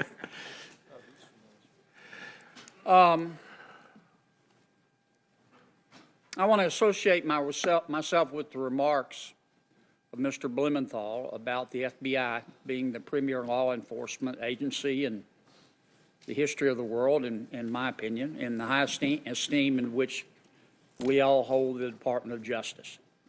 But I have a question for you. This counterintelligence investigation that was started by FBI and Justice allegedly about President Trump, how did the New York Times get that information? I don't know, Senator. Well, didn't it have to come from the FBI or the Department of Justice? I just can't say. I don't know how they got it, and I don't know whether that's an accurate report. Right. What do you intend to do about the leaks coming out of the FBI and the Department of Justice? The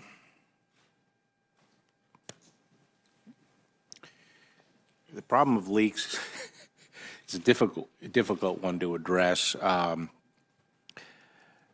I think the first thing is to make it clear that there's an expectation that there are no leaks, and punish people through internal discipline if there are leaks. Also keep exercise more compartmentalization and discipline, and make the institutions that are responsible, if you're talking about the FBI, that their leadership is taking aggressive action to stop the leaks. Okay. You've had some experience with the enforcement of our immigration laws, is that correct? That's right, Senator. Do you believe it is possible to secure a 1,900-mile border without, in part at least, using barriers? No, I don't think it's possible. Okay. When I was Attorney General, we had the INS as part of the department, and I remember another part of my kibitzing was trying to persuade George W. Bush's administration not to break that out. But in those days, I had some studies done, and I was trying within the budget to put as much as we could on barriers as we could. Okay. Do you believe that ICE should be abolished, as some of my colleagues do? Certainly not. Okay.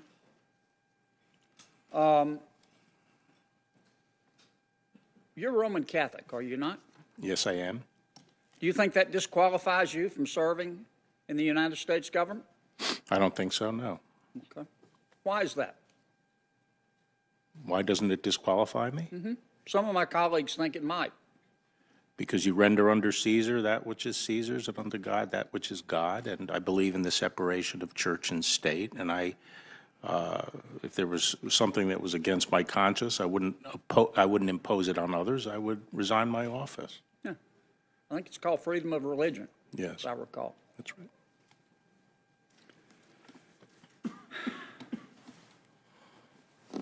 If the federal government threatens to withhold federal money from a university, if that university doesn't investigate, prosecute, punish sexual assault in a way prescribed by the federal government,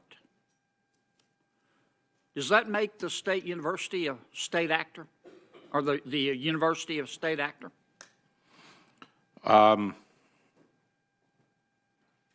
It may. I would have to look at the cases. I'm not up to speed on those, but I would think so.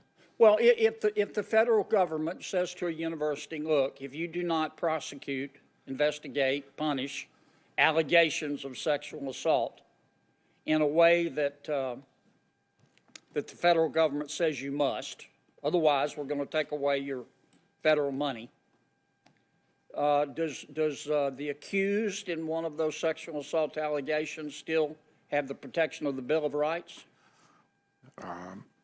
I would hope so. Should he or her?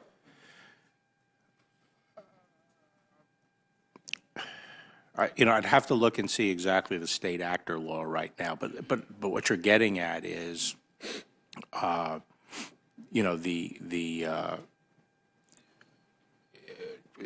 the rules that were forced on universities in handling sexual harassment cases. Right.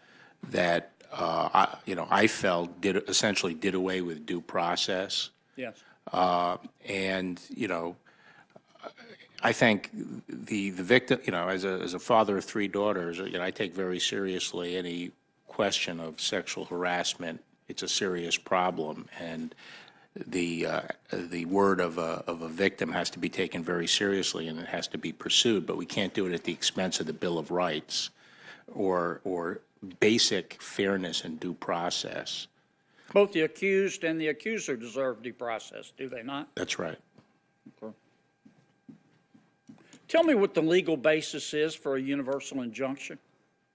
I think universal injunctions are have no. Well, let me say that they are a recent vintage. They really started arising in the '60s, and I think that they have lost sight of a limitation on the judicial power of the United States, which is case or controversy.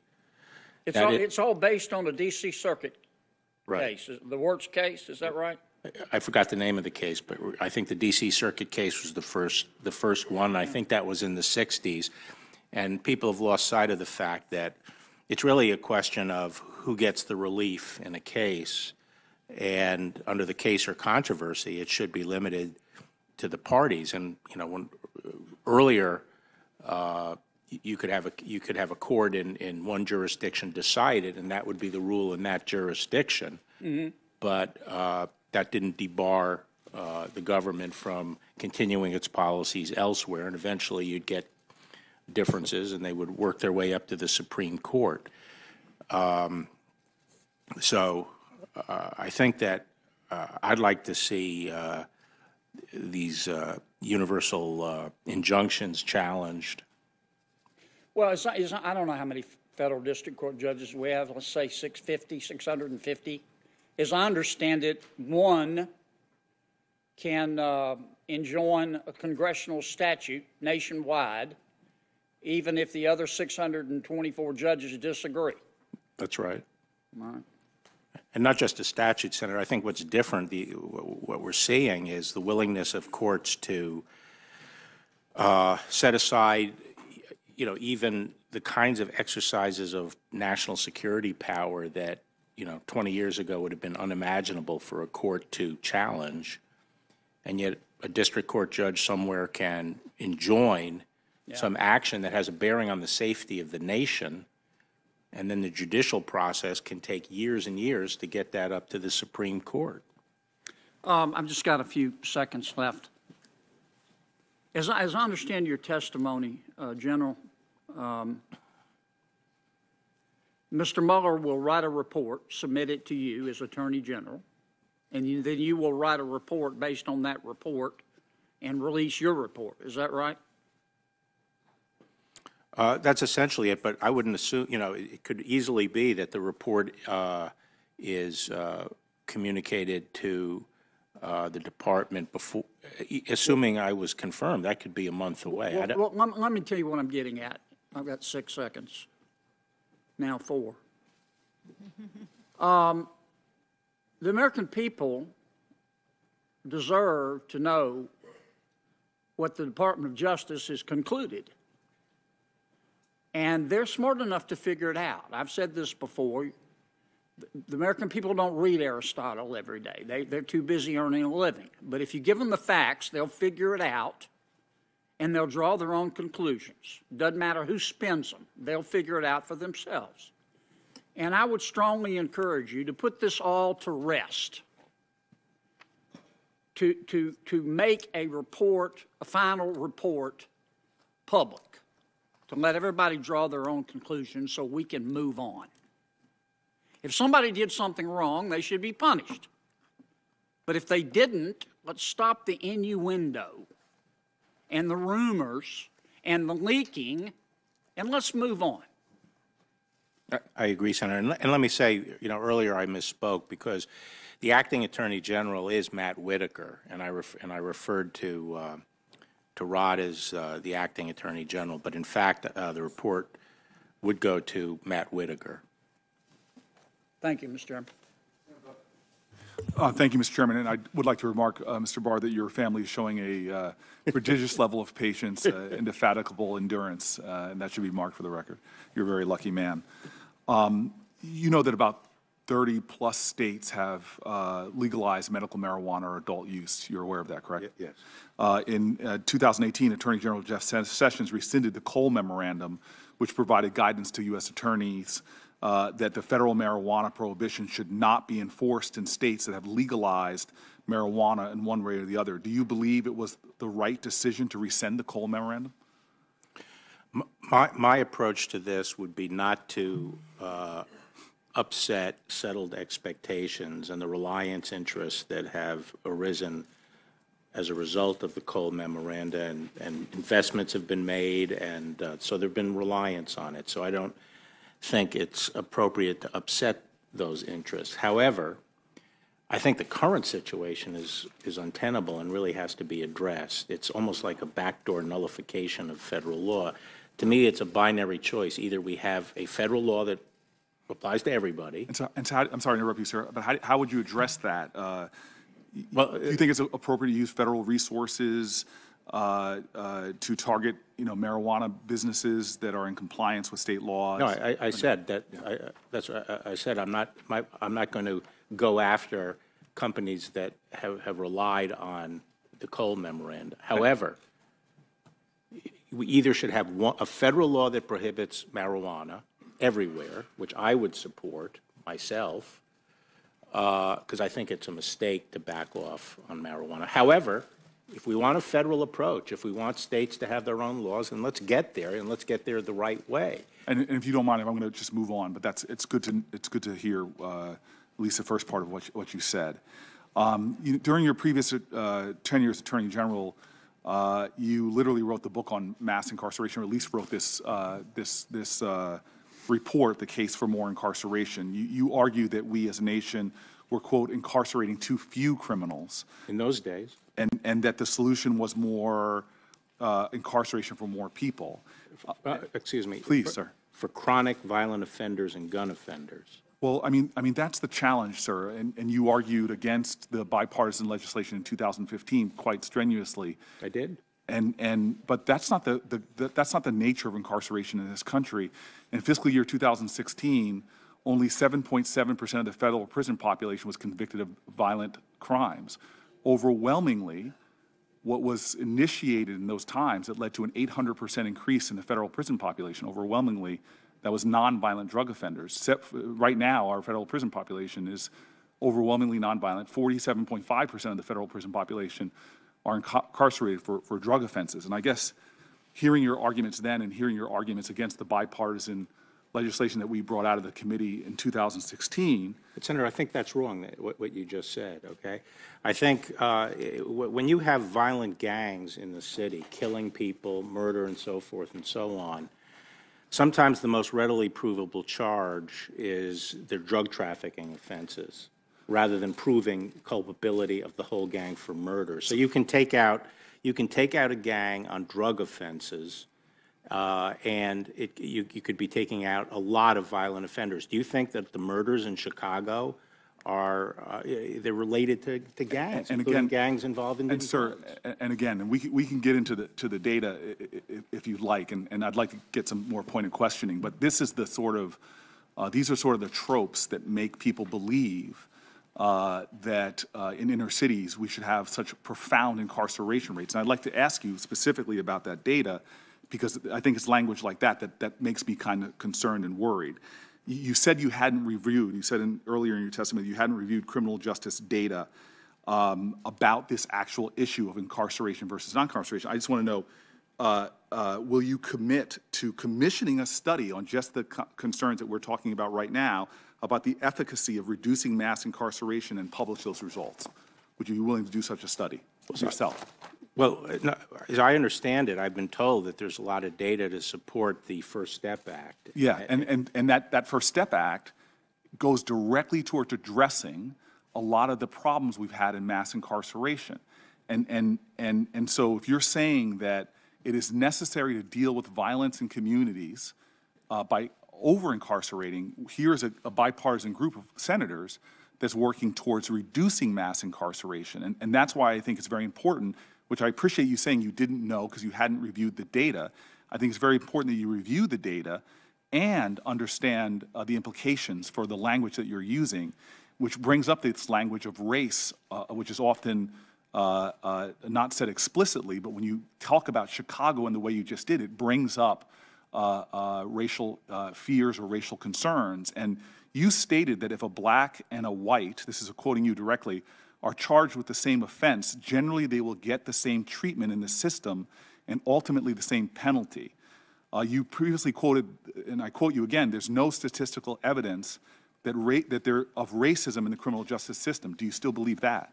No, what I said was that I think that's taken out of a broader quote, which is the whole criminal justice system involves both federal but also state, local justice systems. And I said there's no doubt that there are places where there is racism still in the system. But I said overall, I thought that as a system, it's working. It's not predicated on. So can I press you on that? Overall, the system treats blacks and whites fairly. From my own experience, I've lived in affluent communities. I've gone to the college campuses with you. There are certain drug laws applied there that's very different than the inner city community in which I live. But let's talk stats. Let's not talk our personal experiences. And so I've sat with many of my colleagues and many conservatives who readily admit what the data shows. And so I have a whole bunch of reports which I'll enter into the record from nonpartisan, bipartisan groups, even conservative leaders talking about the rife nature of racial bias within the system. For example, the federal government's own data, the U.S. Sentencing Commission's research shows that federal prosecutors are more likely to charge blacks with offenses that carry harsh mandatory minimum sentences than similarly situated for whites. The federal government's own data shows that black defendants were subject to 3-strike sentencing enhancements at a statistically significantly higher rate, which added, on average, over 10 years to their sentences. And so with numerous researchers having found stunning racial disparities rife throughout our system and in the federal system, which you will be the chief law enforcement officer of, and primarily for overwhelmingly for drug laws. For example, I don't know if you're aware or not of the Brookings study that found that blacks are 3.6 times more likely to be arrested for selling drugs, despite the fact that whites are actually more likely to sell drugs in the United States of America, and blacks are 2.5 times more likely to be arrested for possession of drugs when there is no difference racially in America for the usage and possession of drugs in the United States. I don't know if are you familiar with the Brookings study? No, I'm not. Okay, so just a follow-up, will you commit to commissioning a study examining racial disparities and disparate impacts of the policies that you talked about and that led to mass incarceration, the policies that you defended when you criticized the bipartisan 2015 sentencing reform legislation? Will you commit to at least as the most important law enforcement officer in the land to studying those well-documented racial disparities and the impacts it has? Of course I'll commit to studying that, and I'll have the Bureau of Justice Statistics pull together everything they have, and if there's something lacking, I'll get that, and I'm interested in the state experience. But when I looked at this, I think 1992 was a different time, Senator. The crime rate had quintupled over the preceding 30 years, and it peaked in 1992. And it's been coming down since 1992. And sir, I just want to tell you, I was a young black guy in 1990s. I was a 20-something-year-old and experienced a dramatically different justice system in the treatment that I received. Okay. And the data of racial disparities and what it's done to black communities, because you literally said this about black communities, and I know that your heart was in the right place. You said that, hey, I want to help black communities. This is what you're saying. The benefits of incarceration would be enjoyed disproportionately by black Americans living in inner cities. You also said that, quote, a failure to incarcerate hurts black Americans most. And I'll tell you what's... And I just want to ask you a yes or no question because I have seconds left. Do you believe now, 30, 40 years of mass incarceration, targeted disproportionately towards African Americans, harsher sentences, disproportionately represented in the criminal justice system, with the American Bar Association talking about once you've been incarcerated for even a low-level drug crime, there are 40,000 collateral consequences that impact your life. Jobs, Pell Grants, loans from banks. Do you think, just yes or no, that this system of mass incarceration has disproportionately benefited African American communities? Yes or no, sir? I think the reduction in crime has since 1992, but I think that the heavy drug penalties, especially on crack and other things, have harmed the black community. The incarceration rates have harmed the black community. And I would just conclude to my chairman and partner, thank you, sir, on this, because I'm really grateful for this bipartisan group, the Heritage Foundation.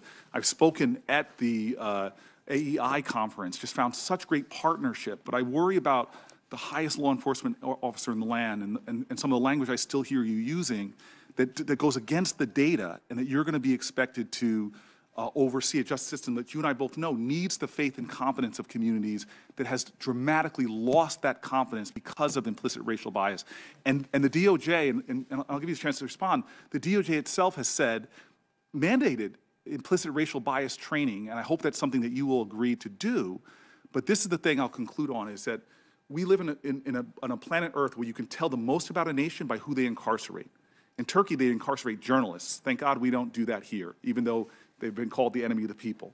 In Russia, they incarcerate political opponents. I'm glad we don't do that, even though with chance of lock her up. But you go into the American criminal prisons, sir, and you see the most vulnerable people. You see over-stigmatized mentally ill people clogging our system. You see over-stigmatized addicted people clogging our system. You see a system where, as Brian Stevenson says, it treats you better if you're rich and guilty than if you're poor and innocent. And you see disproportionately, overwhelmingly for drug crimes, African Americans and Latinos being incarcerated. The importance of your job, and I'll ask you this last question, because you haven't met with me yet, you've given that courtesy to others, would you please meet with me in my office so you and I can have a heart-to-heart on the urgency, the cancer on the soul of our country's criminal justice system is the disproportionate impact of that system on those vulnerable communities, including women, over 80% of whom, the women we incarcerate, are survivors of sexual trauma.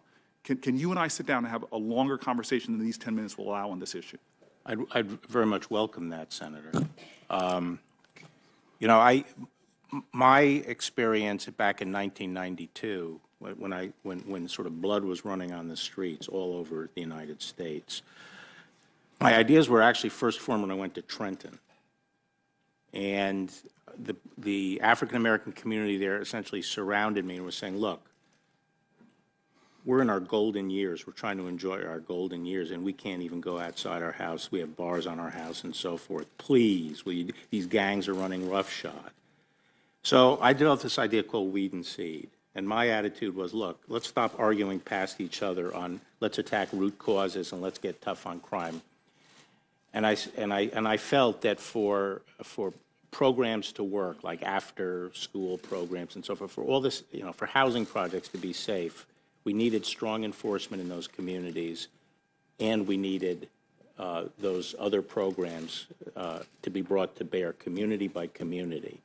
And it had to be done with the leadership of the community, and that was this idea of the partnership.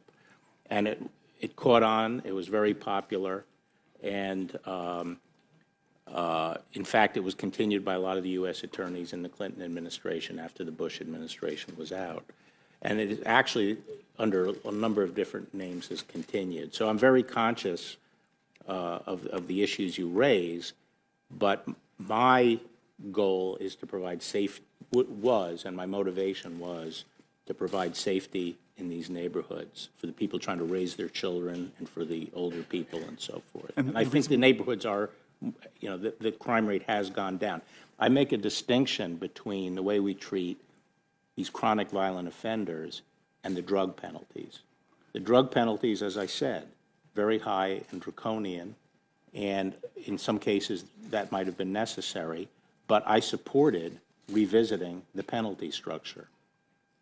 And sir, I'm the only United States senator that lives in an inner city, low-income community. I've had shootings in my neighborhood. A young man killed last year on my block with an assault weapon. I know this urgent need for safety and security, and I'm not saying I'm necessarily going to vote for you one way or the other, but I believe your intentions are well, but I think that some of the things you've said in the past lead me to believe that your policies might be misguided in the way that Mike Lee and Cornyn and Graham and Grassley have been incredible partners in changing the American reality. I hope that you can be that kind of partner too, and I hope that you and I can have a good heart-to-heart conversation, trusting that we both want the same end for all communities, safety and security, but a justice system that is fair to all American citizens. I'd welcome that, sir. Thank you, sir. Senator Blackburn. Thank you, Mr. Chairman, and we appreciate your time today, Mr. Barr, and that of your family. I told Liam that Grandpa ought to give him whatever he wants to eat for dinner tonight. He has behaved very well and done a great job. Going back to something that Senator Kennedy mentioned on leaks, and you said you would address that by compartmentalization. Talk for just a little bit about your vision for the Department of Justice as you look at implementing first steps, addressing violent crime, dealing with the opioids, dealing with the online sex trafficking, the antitrust issues, the Mueller investigation, all the things we've talked about. How do you intend to lead that department that is very different from the DOJ that you led previously? In some ways it's different, in some ways it's not so different, but my basic approach to things is to get good lieutenants, good subordinates who running different parts of the agenda, and give them their marching orders and watch them perform and get involved to the extent I can to make sure that we're pushing the priorities things ahead. One of the interesting things about the Department of Justice, it's a little different than many agencies, is one of our first priority has to be to enforce all the law. It's not like we can just come into work and say, well, we're going to just pay attention to this, so we're not going to enforce all these other laws. We have to cover the waterfront. That's number one. But beyond that, what I tried to do last time and what I would try to do if you confirm me this time would be, to make sure that even though we're enforcing things across the board, we have a understood set of priorities and we put the effort behind those priorities. And we define clearly what we're trying to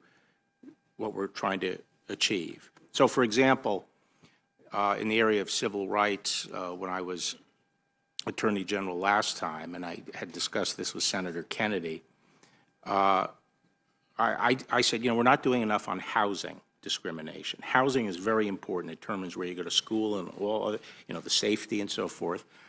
And I set up a program. We hired testers and stuff like that. And we had a very clear goal and priority for that. And we launched it. And that's what I plan to bring in area after area, defining what we're trying to accomplish and give the people the tools to get it done and give them the direction and motivation to get it done. You've mentioned the Mueller investigation, your relationship with Mr. Mueller. having him finish the investigation. If we were to ask him about you, do you think his assessment would be that you are a fair and impartial leader that he can trust, that we can trust to lead the DOJ? I hope he would say that, but I'm not going to put words in his mouth. Yeah. We talked about technology and my interest in that area, and you've had Mr. Lee and Mr. Hawley have also talked about antitrust and some of the enforcement there. Big tech and Silicon Valley and the power that is harbored there, they are gobbling up a lot of their competitors. You've got Facebook and Google that are claiming to only be platforms for their users, but they are also getting into the content business. And that is why Facebook bought Instagram and WhatsApp, and Google bought YouTube and DeepMind for AI technology. So their tentacles are spreading, and they are moving away from a platform into that content, into artificial intelligence. And their market dominance is causing some problems. And as we discussed, these companies are violating users' privacy. They are recklessly sharing their users' personal data with third parties. This is done without explicit permission. We can't let these companies collude to drive out competitors or to ignore vital data privacy protections. And big tech operated really without regard to the law. And you and I talked a little bit about one of the edge provider CEOs who last spring, when he came before a House committee, he was also here before this committee, there was even reference to how I discussed how he subjectively manipulated, or asked if he subjectively manipulated algorithms, and how there was concern that some of these platforms referencing a statement he had made function more like a government than a platform or an information service. So how do you intend to begin this conversation and begin this work addressing the antitrust provisions with big tech? Yes, as I mentioned, I'm interested in these issues and would like to have them fully ventilated at the department with the antitrust division and also with outside experts, so I can have a better understanding. I do want to say, however, that I'm going to be recusing myself from AT&T because Time Warner, yeah. Yeah, because now Time Warner is part of AT&T, Right. and I was told that under the rules that will carry over to AT&T. So until I talk to the ethics advisors of the department, I don't want to get too far ahead of my skis and sort of talking about the tech area. But as a general policy matter, I want to get into this area because I think it's on a lot of people's minds and how the law relates to these developments that we see with these large companies. And I don't mean to cast aspersions on any particular company or executive. Well, and I think for many of us, if you're looking at a merger and they cannot prove the efficiencies and they cannot prove that there will be increased competition, then it does raise some questions as to how those would be evaluated. And let me go to one other issue that is developing on this privacy front. It is a data privacy problem that I don't think a lot of people realize, and it is the embedding of hardware and then the geolocation. And sometimes that information is sold. Now, it folds into the encryption issue because law enforcement has a very difficult time getting the information from devices and from the services on encryption. But we are now aware that many times bounty hunters will be paid a few $100s, and then they can go in and find the location of that phone. And some of these Android operating systems are specific enough that they do the barometric pressure readings, and they can tell you exactly where in a building that this phone is located. So I would hope that you are going to look at the legal procedures that surround this kind of data and this kind of tracking and the privacy provisions that are going to pertain to consumers as they use these devices. Yes. Good, thank you. Let me move on. Senator Ernst talked a little bit about the online sex trafficking. In Tennessee, we have followed this issue so closely because our TBI carried out an operation where they apprehended 22 traffickers. 22 men were arrested for sex trafficking, and much of that work and the work I've done in the House on the online sex trafficking, working to shut down Backpage.com and to keep our children and keep women safe from these online traffickers. And, you know, we were so pleased that last April, the Justice Department seized Backpage and charged 7 defendants for facilitating prostitution and sex trafficking crimes. And what we know is that when you shut down a site like Backpage, the big one, then you have a lot of small sites that proliferate. And we know that it is going to really take a lot of effort to arrest this situation so that you're not constantly playing whack-a-mole with these. So I would hope that you will be committed to putting an end to this kind of violence and online trafficking. Yes, and I know how focused you are on it and the leadership you've provided over the years on it. I don't know that much about the problem and also about what resources are currently being devoted to it in the department, but I would like to come by and talk to you further about it once I get exposed to it, if I'm confirmed. Okay. Thank you. My time has expired, Mr. Chairman. I yield back. Thank you, Mr. Barr. Thank you, Mr. Chairman, and congratulations. And to you, congratulations on your nomination, and thank you for your lifetime of dedication to public service. Thank you. In response to a question that Senator Ernst asked, you mentioned that we need barriers across the border to deal with drug trafficking.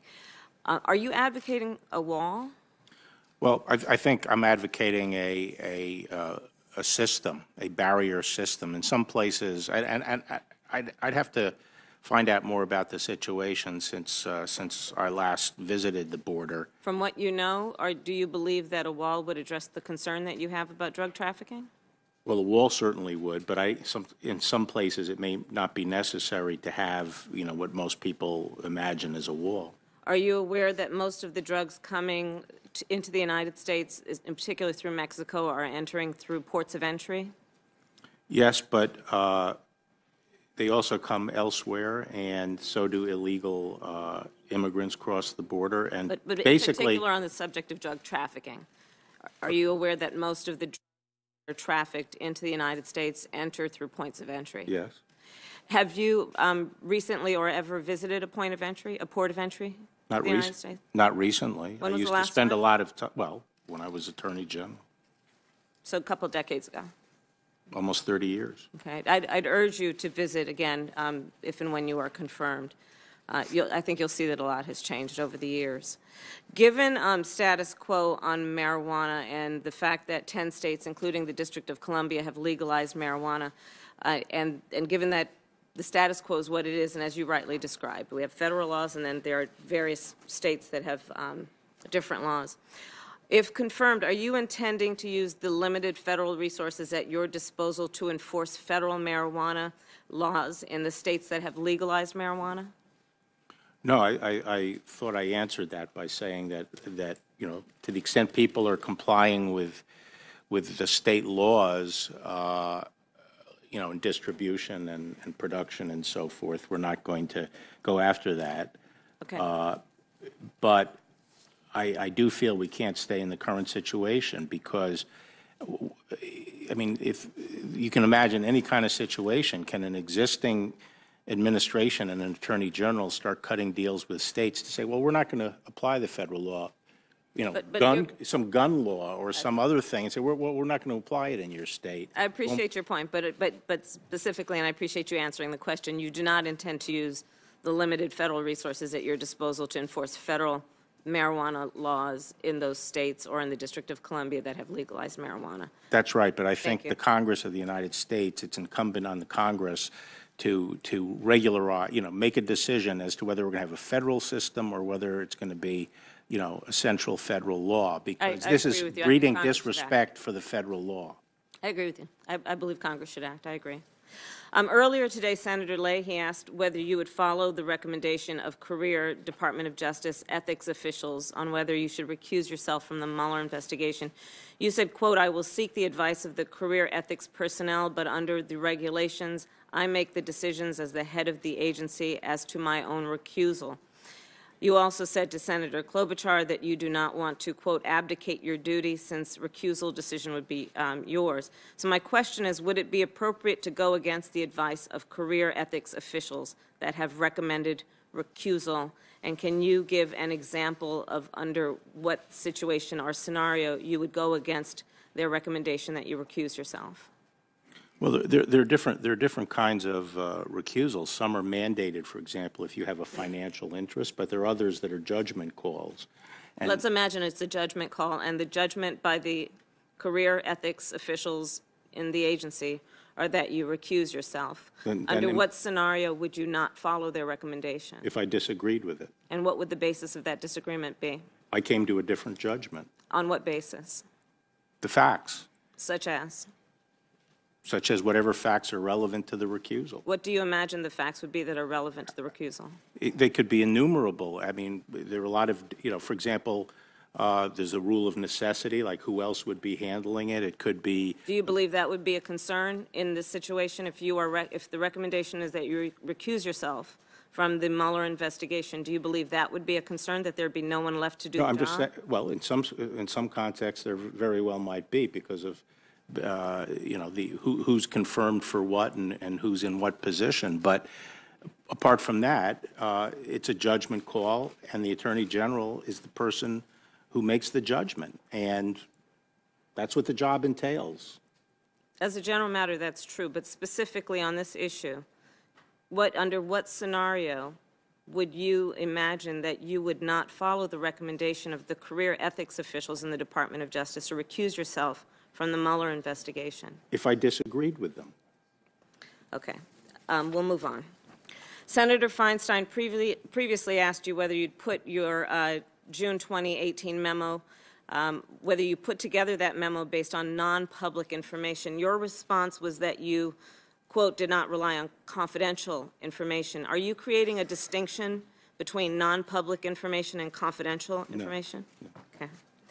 In response to a question from Senator Durbin about harsh sentencing laws, you stated in response to the crack epidemic that community leaders, back when you were Attorney General previously, asked for these types of sentencing laws. Now, my understanding is that many of these community leaders at that time, and I was a young prosecutor during those days, knew and said even then that the crack epidemic was a public health crisis. And that was really the chorus coming from community leaders, not that they wanted drug-addicted people to be locked up. And similarly, now we can find that in most of the communities afflicted by the opioid crisis, they are similarly, these community leaders, asking that it be addressed for the public health crisis that it is. So my question is, if and when you are confirmed in this position, would you agree that when we talk about the opioid crisis, the crisis in terms of methamphetamine addiction or any other controlled substance, that we should also acknowledge the public health ramifications and causes, and that there is a role for the Chief Law Enforcement Officer of the United States to play in advocating for a public health response and not only a lock-'em-up response. Well, I think the commission that was chaired by Governor Chris Christie came up with a three-pronged strategy, and I think that recognized that part of it was treatment and education, recovery, and prevention. But the third prong of it was enforcement and interdiction, and that's the job of the Department of Justice. The Department of Justice can't be all things to all people. And Sir, but I would suggest to you that in the intervening almost 30 years since you were last Attorney General, that there is consensus in the United States that when we look at the drug epidemic, whatever the narcotic may be, that there's now an understanding that the war on drugs was an abject failure, that America, frankly, has a crisis of addiction, and that putting the limited resources of our federal government into locking up people who suffer from a public health crisis is probably not the smartest use of taxpayer dollars. So if confirmed, I'd ask that you take a look at the more recent perspective on the drug crisis that is afflicting our country. And then I'll move on. Today, there is $1 billion. Can I just say something in response to that? Sure. Which is, I was just making the observation that the job of the Department of Justice is enforcement. I recognize there are a lot of dimensions to the problem, and that's why we have places like HHS. The department can't do the job of everybody. Sir, but I would remind you what you said, because I agree with it. You said earlier the role of the Attorney General, one, is to enforce the rule of law, two, is a legal advisor to the President and the Cabinet, and three, is policy. This is a policy issue, so I'd urge you to emphasize that role and power that you will have if confirmed, and think of it that way. I see you. I'd like to talk with you about private prisons. There is a $1 billion private prison industry that profits off of incarcerating people, and frankly, as many as possible. By one estimate, the two largest private prison companies in the United States make a total combined profit of $3.3 billion, that's what it'd be, dollars a year. In August of 2016, the Justice Department issued a report on the Bureau of Prisons' use of private prisons that concluded, quote, contract prisons incurred more safety and security incidents per capita than comparable Bureau of Prisons institutions. Given this conclusion that prisons run by for-profit companies have been found to be less safe than government-run prisons, if confirmed, will you commit to no longer renew private prison contracts? Whose report was this? BOP? This was, yes, from the BOP? Justice Department. Yeah, I'd like to, I would obviously look at that report. Yes. Okay, and then... But I'm not committing, I'd want to see what the report says. Sure. Yeah. And then I'd appreciate a follow-up when you have a chance to read Sure. it. Thank you. My time's up.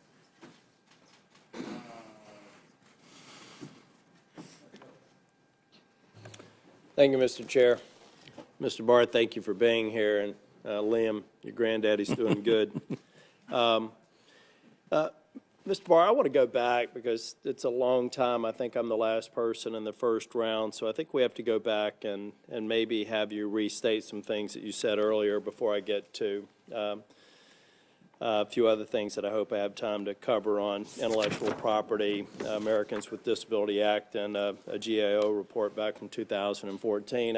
I do have to ask a question while Senator Kennedy's here because I don't think he covered the full landscape. He asked about anybody in government, anyone in the Western Hemisphere, but did you in fact talk to anybody in the Eastern Hemisphere with respect to the Mueller probe? No, I didn't. Okay, thank you. We got that. Ask him about the Milky Way. We got that closed out. Would you go back again and please describe for me first off, I think you've made it very clear, in spite of the fact some people thought that you had coaching and some of the citations in the memo that you wrote, that this was a memo you wrote on your own. Can you explain to me again the motivation behind the memo, what precisely you were trying to communicate, just for the record? Yes, Senator. So the public commentary and media commentary was sort of dominated by discussion of obstruction of justice, and everyone was throwing out obstruction theories and so forth. And the statute that relates to obstructing a proceeding that's not yet in being, that is some future proceeding, is 1512. And my view was of the particular provision, 1512C, was that it requires, what it covers is obstruction by means of impairing evidence, that you know some evidence is going to be needed in a future proceeding, and you impair it either by making it not available or by corrupting it in some way, altering it, destroying it. That's what I thought the scope of that statute dealt with. And to my knowledge, the only cases ever brought under it involved the destruction of evidence. Based on public reports, which may be completely wrong, I thought that it was being that the special counsel may be trying to interpret the statute to say that any act, not destruction of evidence or anything, but any act that influences a proceeding is a crime if it's done with a bad intent. My concern there is that unlike something like bribery statute or document destruction where you prohibit it, that's a bad act. You don't need to be performing that bad act if you're a government official. But if you say that any act that influences a proceeding is a crime if you have a bad state of mind, that's what the people at Justice Department do every day of the week, is influence proceedings. That's what they're there for. And what I was worried about is the impact on the department and other agencies if you say to someone, if you, in supervising a case or handling a case, make a decision for a bad intent, it can be a crime. And I thought that that would essentially paralyze the government. So just to give an example, you know, Eric Holder made some pardon recommendations during the Clinton administration, which were controversial. Incidentally, I supported Eric Holder for his position. But could someone come along then later and say, well, if you did that for a political reason to help Hillary Clinton run in New York, that's a crime? And when he's exercising his prerogatives, you know, in that situation, and you can just see how that could paralyze government. And that was my concern. You also referred to your concerns with the prosecution of Senator Menendez. Did that weave into that same thought process? Yes, because in that case, my concern was that they were basically taking activities that were not, you know, wrongful acts in themselves. You know, the political contributions were lawful political contributions, and the things with you know, the travel on his friend, that was his friend for 25 years. They were taking a trip together, and you take those kinds of things and then you couple it with official action, and then the prosecutor comes along and says, well, we're going to look into your mind and see what your subjective intent was for performing these two sets of lawful acts, and we're going to say, you know, that you're corrupt. Good. So I just think that gives too much power to the prosecutor, and I think if that kind of, and by the way, you know, they've had cases like this for, you know, I mean, they've been pursuing things like this, and they've had to be slapped down a few times by the Supreme Court on these kinds of aggressive things involving, you know, quid pro quos on the Hill. So let me, if I can, thank you. I just thought it was helpful because I think you tried to explain a lot of that and you were cut off, so I thought I'd use some of my time in the first round to ask you that. Also, I think somebody tried to characterize you as having somehow been opposed to any sort of Russia probe or Russia investigations. Have you ever gone on record as opposing any of the things that we're trying to do to figure out where Russia may have been involved in election tampering? No, and in fact, in the op-ed piece where I said I thought the president was right in firing Comey, I said that the investigation was going forward under the supervision of Rod Rosenstein. Yeah. Did you also say more than one time that you felt like the special counsel investigation should reach a conclusion, that that special counsel Mueller shouldn't be, that he should be allowed to draw this to a conclusion, then he will submit his report, and you're going to do everything that you can to present as much of that information as you can, to the extent that confidential information is not being compromised? To the extent the regulations permit it, yeah. Did you also say that there's even a scenario where you can't imagine a scenario for cause, but even a scenario for cause where you'd have to take under serious consideration before you remove special counsel? That's right. Yeah, okay. There hasn't been a special counsel removed since Archibald Cox, and that didn't work out. Didn't work out too well, right. And so, and again, did you also say that in no circumstances have you had a discussion with the president with respect to, I think you said you had a discussion about you had a relationship with Mr. Mueller, but no discussion about the special counsel investigation and your opinions on it with respect to any discussions you've had with the president? Right. That was the first meeting I had with the president. And then in November, I met with him about the Attorney General job. And there was no discussion of the substance of the investigation. The president didn't ask me my views about any aspect of the investigation, and he didn't ask me about what I would do about anything in the investigation. With respect to the line of questioning about the states that have legalized marijuana, either for medicinal purposes or recreational purposes, I think what you were trying to say in a very, very respectful way is it's not your job to do our job. Is that right?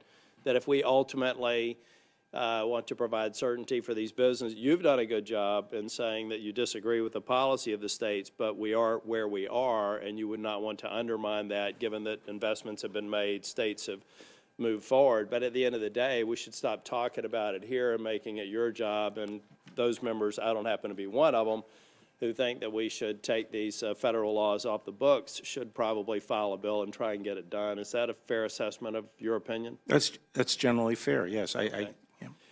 Just a few minor things so that we can get to the next round. There was a report by the Inspector General in 2014 that had to do with accountability in the Department of Justice. I don't expect you to be familiar with this report, but there were some very interesting observations there about a lack of follow-through on disciplinary action for a number of I think the subtitle of the report was the DOJ could strengthen procedures for disciplining attorneys. It's something I would commend to you and maybe dust off and see if there have been any actions since this report. I didn't get a satisfactory answer when it was contemporary with a nominee from the Obama administration for the position you're seeking, which is one of the reasons why I opposed the nomination. Actually, I think very highly of Inspector General Horowitz, and I haven't seen that report, but that issue is one that I plan to take up with him. And then just so that I do finish on time versus pretend I'm going to and go 2 minutes early over. One, I want to get your recommendation on intellectual property. I think we have more work to do to give the Department of Justice tools to go after bad actors, which are China, Russia, India, a number of other countries, Brazil, that are stealing our intellectual property. Also want to talk about what I think is the exploitation of the Americans with Disabilities Act, particularly around website access. The web didn't exist, and now we have attorneys filing a number of frivolous lawsuits. Would like to get some feedback on that after you get confirmed. And finally, I want to make sure that you recognize in the First Step Act that faith-based organizations that have proven to help reduce recidivism are absolutely in play for the First Step Act, and hopefully we can make sure the Department of Justice move forward with that. Thank you, Mr. Chair. Thank you. Thank you, Senator. I believe that's the end of the first round. Mr. Barr, you're able to go for a little bit longer? Sure. Okay. So we'll do 5 minutes. As you can tell, I've been pretty liberal with the time, but let's try to honor it the best we can. Senator Grassley. Okay. Where he left off on working with faith-based institutions, you were very positive about that? Yeah, absolutely, Senator. That takes care of my first question. Enforcement of the antitrust laws is extremely important to ensure that markets are fair and participants don't engage in abusive activity harming consumers. I've been particularly active in making sure that the Justice Department and Federal Trade Commission carefully scrutinize mergers, as well as looking out for anti-competitive behaviors and predatory practices in certain sectors of the economy, and particularly in my state of Iowa, the agricultural industry, but I'm also pursuing things in health care. In particular is because I will be chairman of the Senate Finance Committee, I'm interested in making sure that companies in drug and health care industries are playing by the rules. Everyone's concerned about the high cost of health care and especially the skyrocketing price of prescription drugs. Do you agree that the Justice Department has a very important role in this area? Yes, Senator. And would you commit to making antitrust enforcement a priority? Yes, it has to be a priority. Okay, thank you. Now to a favorite issue of mine, whistleblower protection. Whistleblowers, as I told you in my office, are very critical to exposing waste, fraud, and abuse. There are eyes and ears on the ground. Their courage, when they have it, and most of them do have great courage, or they wouldn't come forward to expose government malfeasance. That's how important they are. So I hope I can have you have a favorable view towards the opportunity to listen to whistleblowers, protect them from retaliation, and promote a culture that values important contribution from those patriotic people. Absolutely, Senator. Okay. Now to the Foreign Agents Registration Act. I hope you understand there have been very few prosecutions under the Foreign Agents Registration Act since 1938. And so that lax enforcement, I think, is getting, obviously, even since the Mueller investigation, getting a lot more attention now. But we had a hearing on it before the committee, and I think it proves that we should see more transparency and more enforcement against bad actors, not less. Do you agree that the Foreign Agents Registration Act is a critical national security and public accountability tool? And if confirmed, will you commit to make sure that that act is a top priority? Yes, Senator. Okay. So then getting back to legislation that I think will improve that 1938 Act, I introduced the Disclosing Foreign Influence Act to improve transparency, accountability, and enforcement. You haven't probably read that act, but I'd like to work with you, even though it's not in this committee, it's in Foreign Relations Committee. I'd like to have you work with us so it's something that we can pass and make sure that this law is more useful than it has been over the last 80 years. I support the Freedom of Information Act and the public disclosure of government records. Transparency yields accountability. You hear me say that all the time, and that's true no matter who's in the White House. When I was chairman of the committee, I helped steer FOIA Improvement Act into law, which creates a presumption of openness, and that presumption of openness is a very important standard. The Justice Department oversees the federal government's compliance with FOIA. So I hope you would agree that FOIA is an important tool for holding government accountable. And if confirmed, then would you make sure it's a top priority to make FOIA and the faithful and timely implementation of the 2016 amendments a top priority? Yes, we'll work hard on that. Because you know what really happens in the bowels of the bureaucracy? It just takes them forever because maybe something's going to embarrass them, so they don't want it out in the public. So you get all sorts of excuses. We got to do away with those excuses. One way to make FOIA work better is by reducing the number of requests. This will have to be my last question.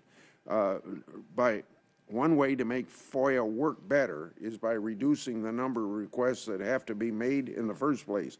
That's why I'm a strong advocate for improved proactive disclosure. If confirmed, will you commit to help advocate for more proactive disclosure of government records? Now, that's not just by the Justice Department, but because your government or your department's top dog in this particular area in the federal government overall. Yes, Senator. Thank you. Thank you. Senator Feinstein. Mr. Barr, I see you have staying power, but I see it runs in the family, and particularly your grandson. I'd like to send a little care package down to him. He deserves a medal. We'll get that to him. There you go. Thank you, Senator. You're welcome. He doesn't have to share it with the rest of the family.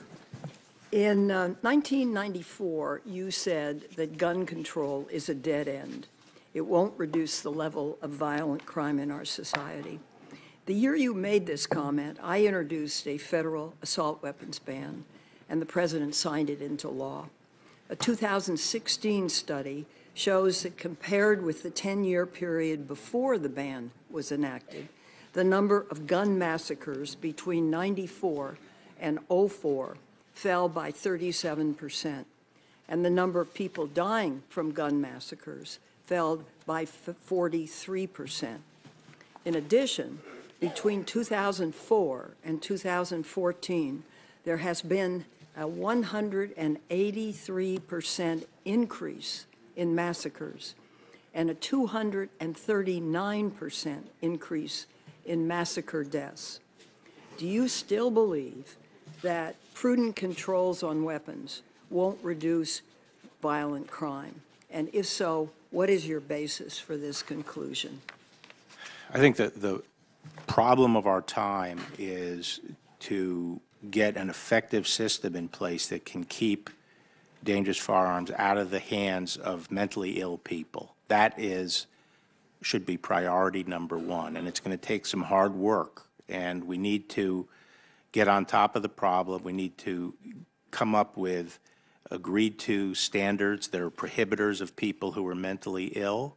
We have to put the resources in to get the system built up the way we did many years ago on the felon records and so forth. We have to get the system working, and as I say, it's sort of piecemeal a little bit right now. We need to really get some energy behind it and get it done, and I also think we need to push along the ERPOs so that we have these red flag laws to supplement the use of the background check to find out if someone has some mental disturbance. This is the single most important thing I think we can do in the gun control area to stop these massacres from happening in the first place. Well, thank you. I'd like to work with you in that regard. Yes. In August of 2002, the Justice Department's Office of Legal Counsel issued opinions authorizing enhanced interrogation methods that included waterboarding and extended sleep deprivation. These opinions were later withdrawn, and the Justice Department's Office of Professional Responsibility found that they reflected a lack of, this is a quote, a lack of thoroughness, objectivity, and candor, end quote. In 2015, I worked with Senator McCain to pass legislation making clear that enhanced interrogation techniques are unlawful and limiting authorized interrogation techniques to those listed in the Army Field Manual. And that is the law today. If confirmed, will you ensure that the Justice Department upholds the law? Yes, Senator. I think that was an important change because I think it gave clarity to the law, and I will support that. Thank you. I'm delighted to hear that. And now, a lot of us have asked about the Mueller report and whether you would commit to providing it to Congress. When asked, I thought you said yes, but when I tried to clarify it, I meant the full report, including obstruction of justice. You again said yes. Then when Senator Blumenthal asked you about the Mueller report, you seemed to make a distinction and said you were going to provide your own report based on Mueller's report, but not the report, this is the way we understood it, but not the report he submits at the end of the investigation. This is concerning, as there is nothing in the regulations that prevent you from providing Mueller's report to Congress. While the regs refer to a confidential report to be provided to the Attorney General, the regs do not state that confidentiality means the report cannot be provided to Congress. So here's the question. Will you provide Mueller's, Mueller's report to Congress, not your rewrite or a summary? Well, the regs do say that Mueller is supposed to do a summary report of his prosecutive and his declination decisions, and that They will be handled as a confidential document as our internal documents relating to any federal criminal investigation. Now, I'm not sure, and then the AG has some flexibility and discretion in terms of the AG's report. What I am saying is my objective and goal is to get as much as I can of the information to Congress and the public. And, you know, these are departmental regulations, and I'm going to be talking to Rod Rosenstein and Bob Mueller. I'm sure they've had discussions about this. There's probably existing thinking in the department as to how to handle this. But all I can say at this stage, because I have no clue as to what's being planned, is that I am going to try to get the information out there consistent with these regulations, and to the extent I have discretion, I will exercise that discretion to do that. Well, I can only speak for this side, and maybe not all this side, but we really appreciate that. And the degree to which you can get us a prompt report in the fullest possible form would be really appreciated.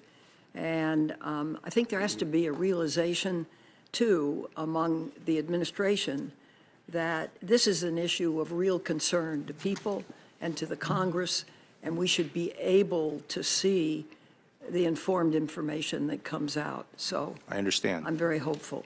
Thank you. Let me ask this question on enhanced, did my time run out? Yeah, but go ahead. On enhanced interrogation.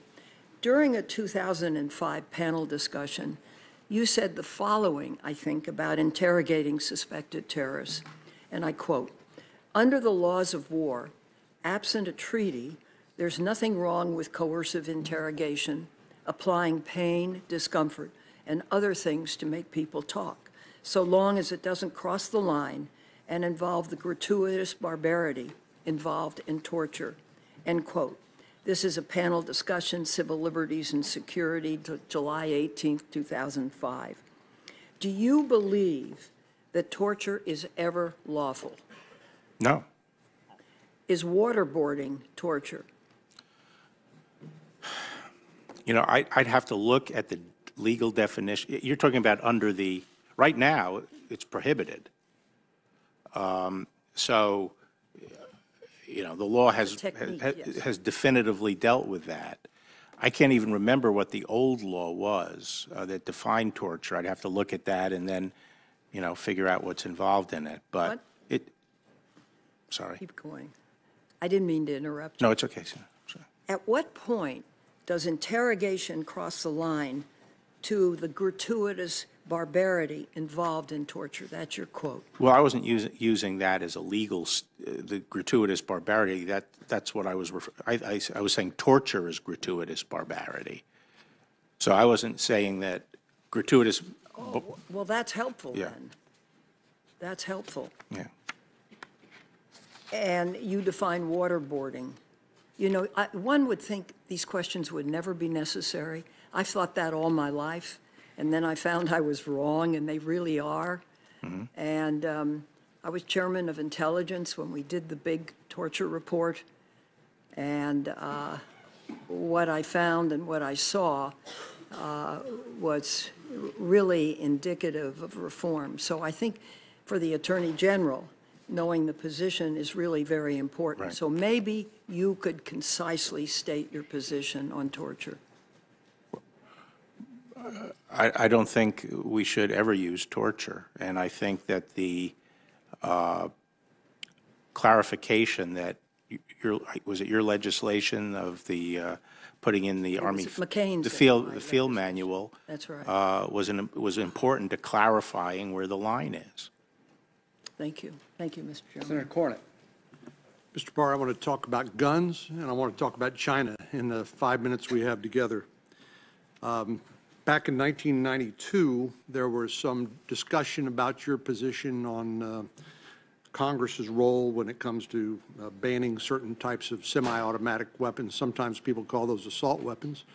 But in the intervening years, the Supreme Court has now spoken in both the Heller and McDonald case, and recognize that the Second Amendment confers an individual and fundamental right to bear arms. Could you sort of bring us up to date from your views in 1992 and how they were affected by Heller and McDonald, and what your views now are on the Second Amendment? Sure. I think I opposed an assault weapon ban because I felt that that was really sort of the aesthetics of the gun. And but you know, since that time, Heller has been decided. Actually, before Heller, I did work at OLC on this issue, and I personally concluded that the Second Amendment creates a personal right under the Constitution. It's based on the Lockean notion of the right of self-preservation. It's tied to that. And I was glad to see Heller come out and vindicate that initial view that I had.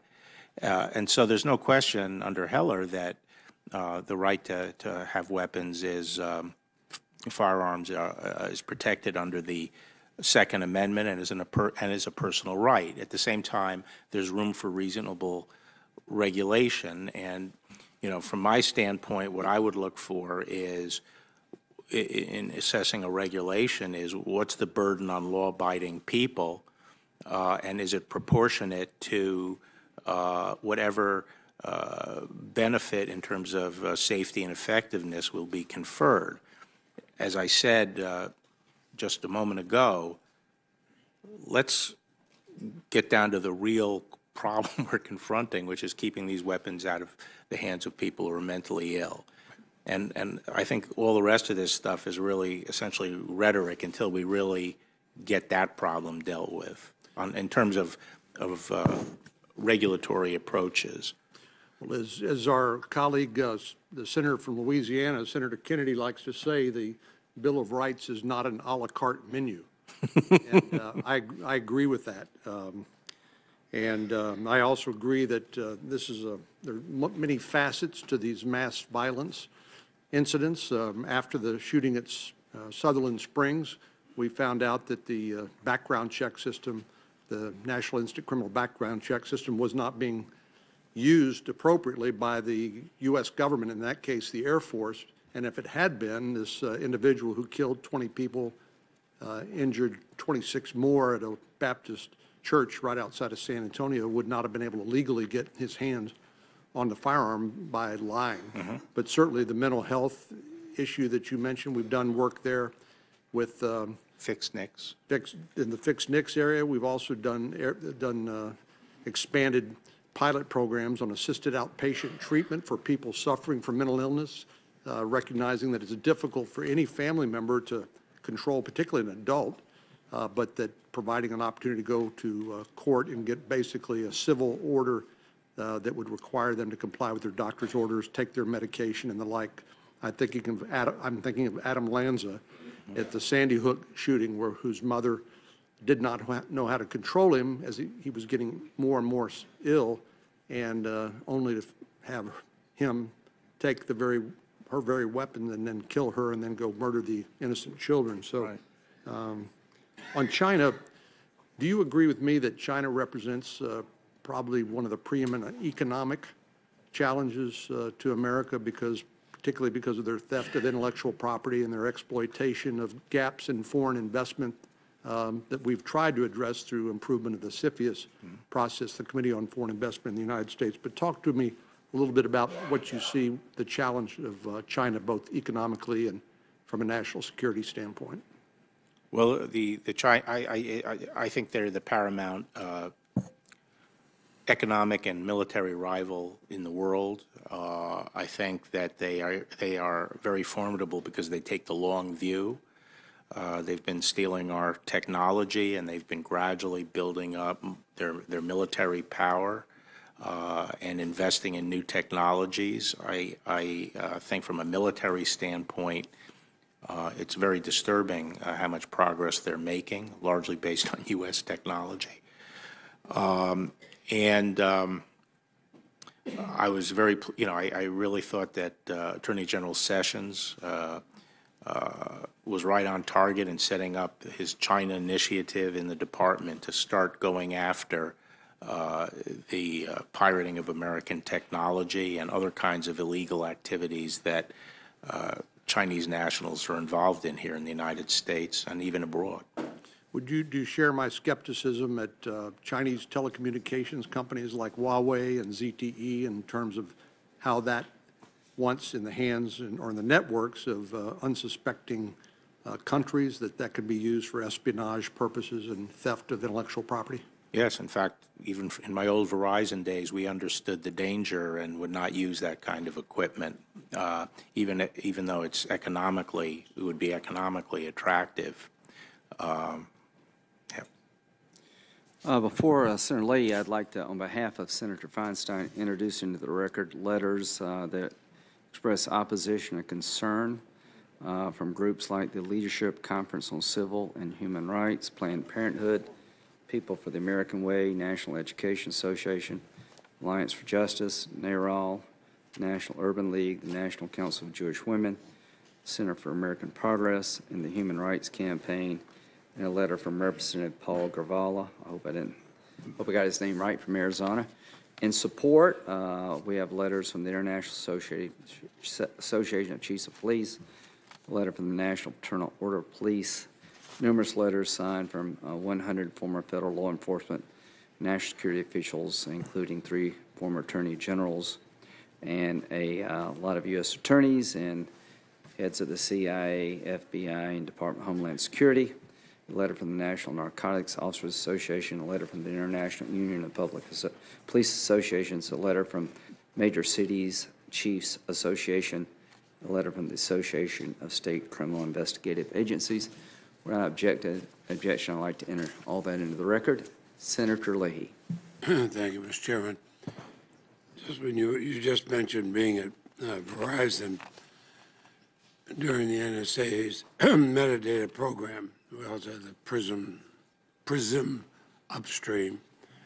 It required telecom, internet providers, hand over huge amounts of data to the government. And you testified in 2003, the law is clear that a person has no Fourth Amendment rights in these records left in the hands of third parties, third-party doctrine.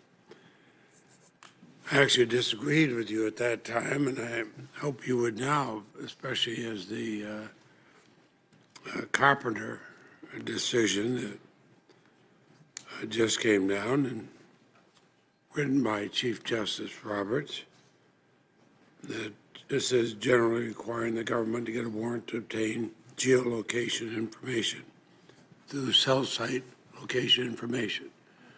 Does that change the opinion you had back then? Well, it sounds like I haven't read that decision, Senator.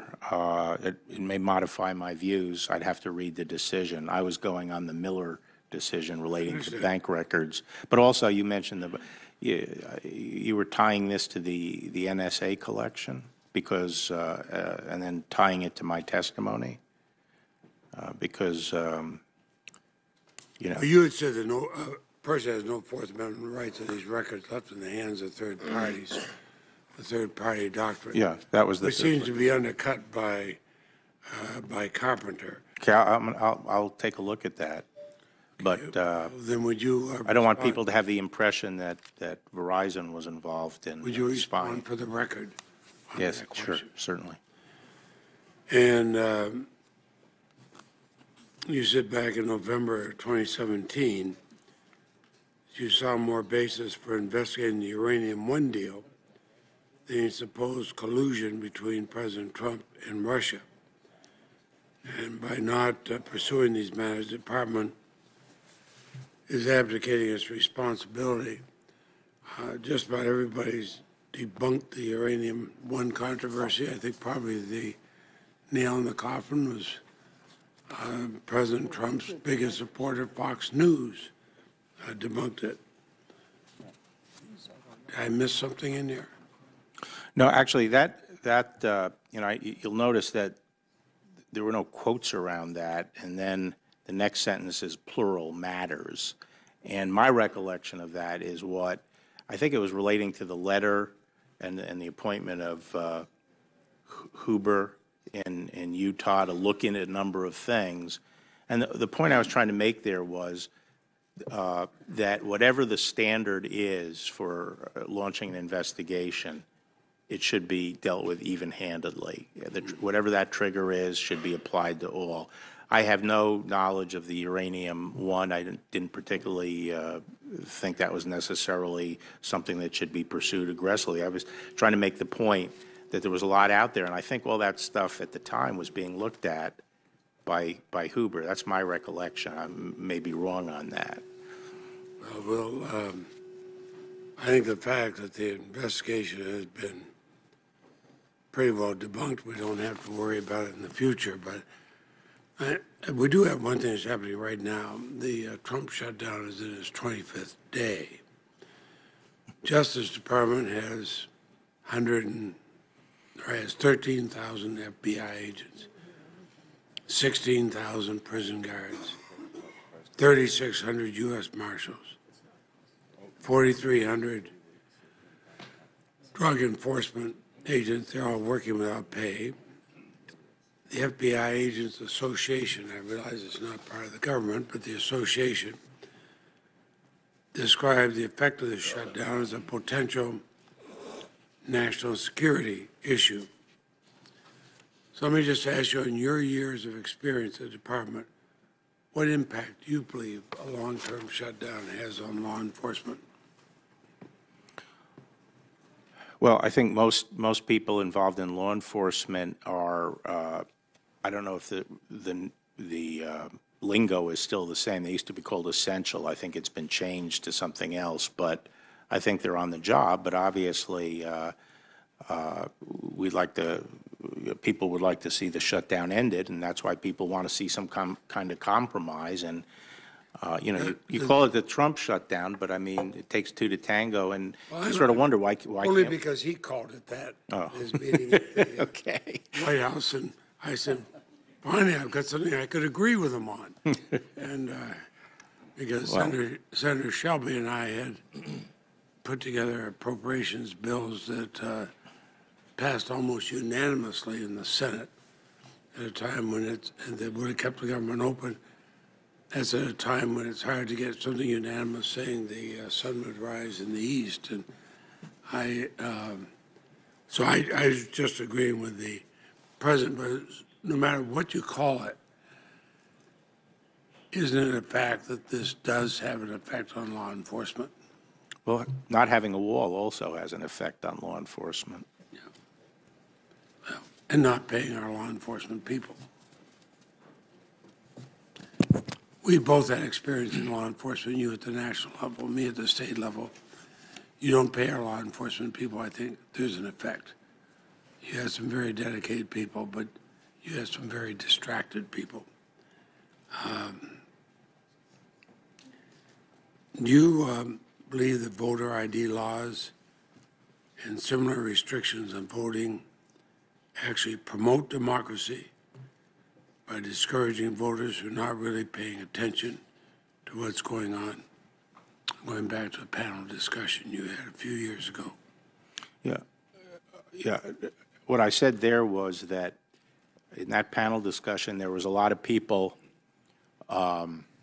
complaining about the lack of, that many Americans aren't educating themselves about the issues and they're passive, and that it was important to, and also that the voting participation was dropping.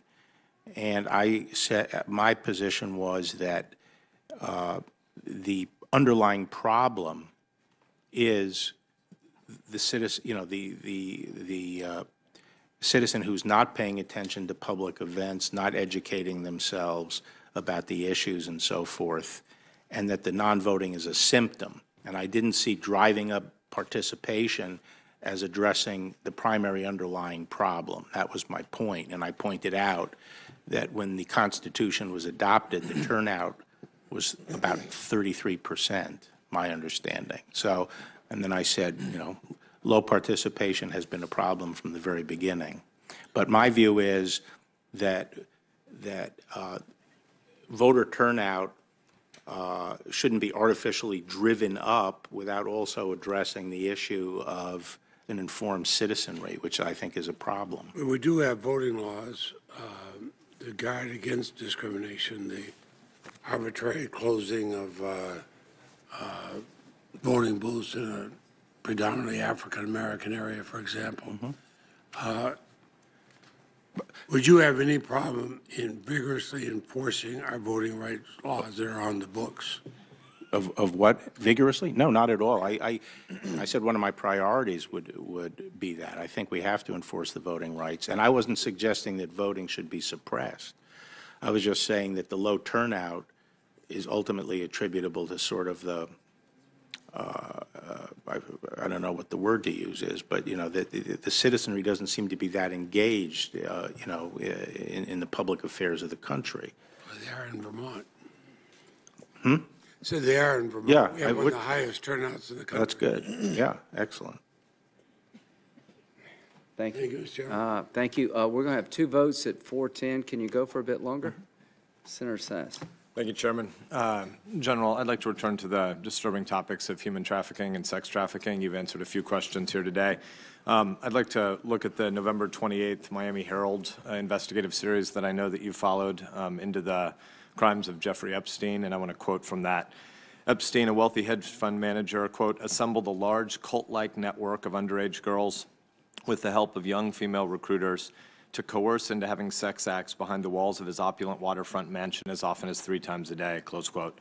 The report continues, he was also suspected of trafficking minor girls, often from overseas, for sex parties at his other homes in Manhattan, New Mexico, and the Caribbean.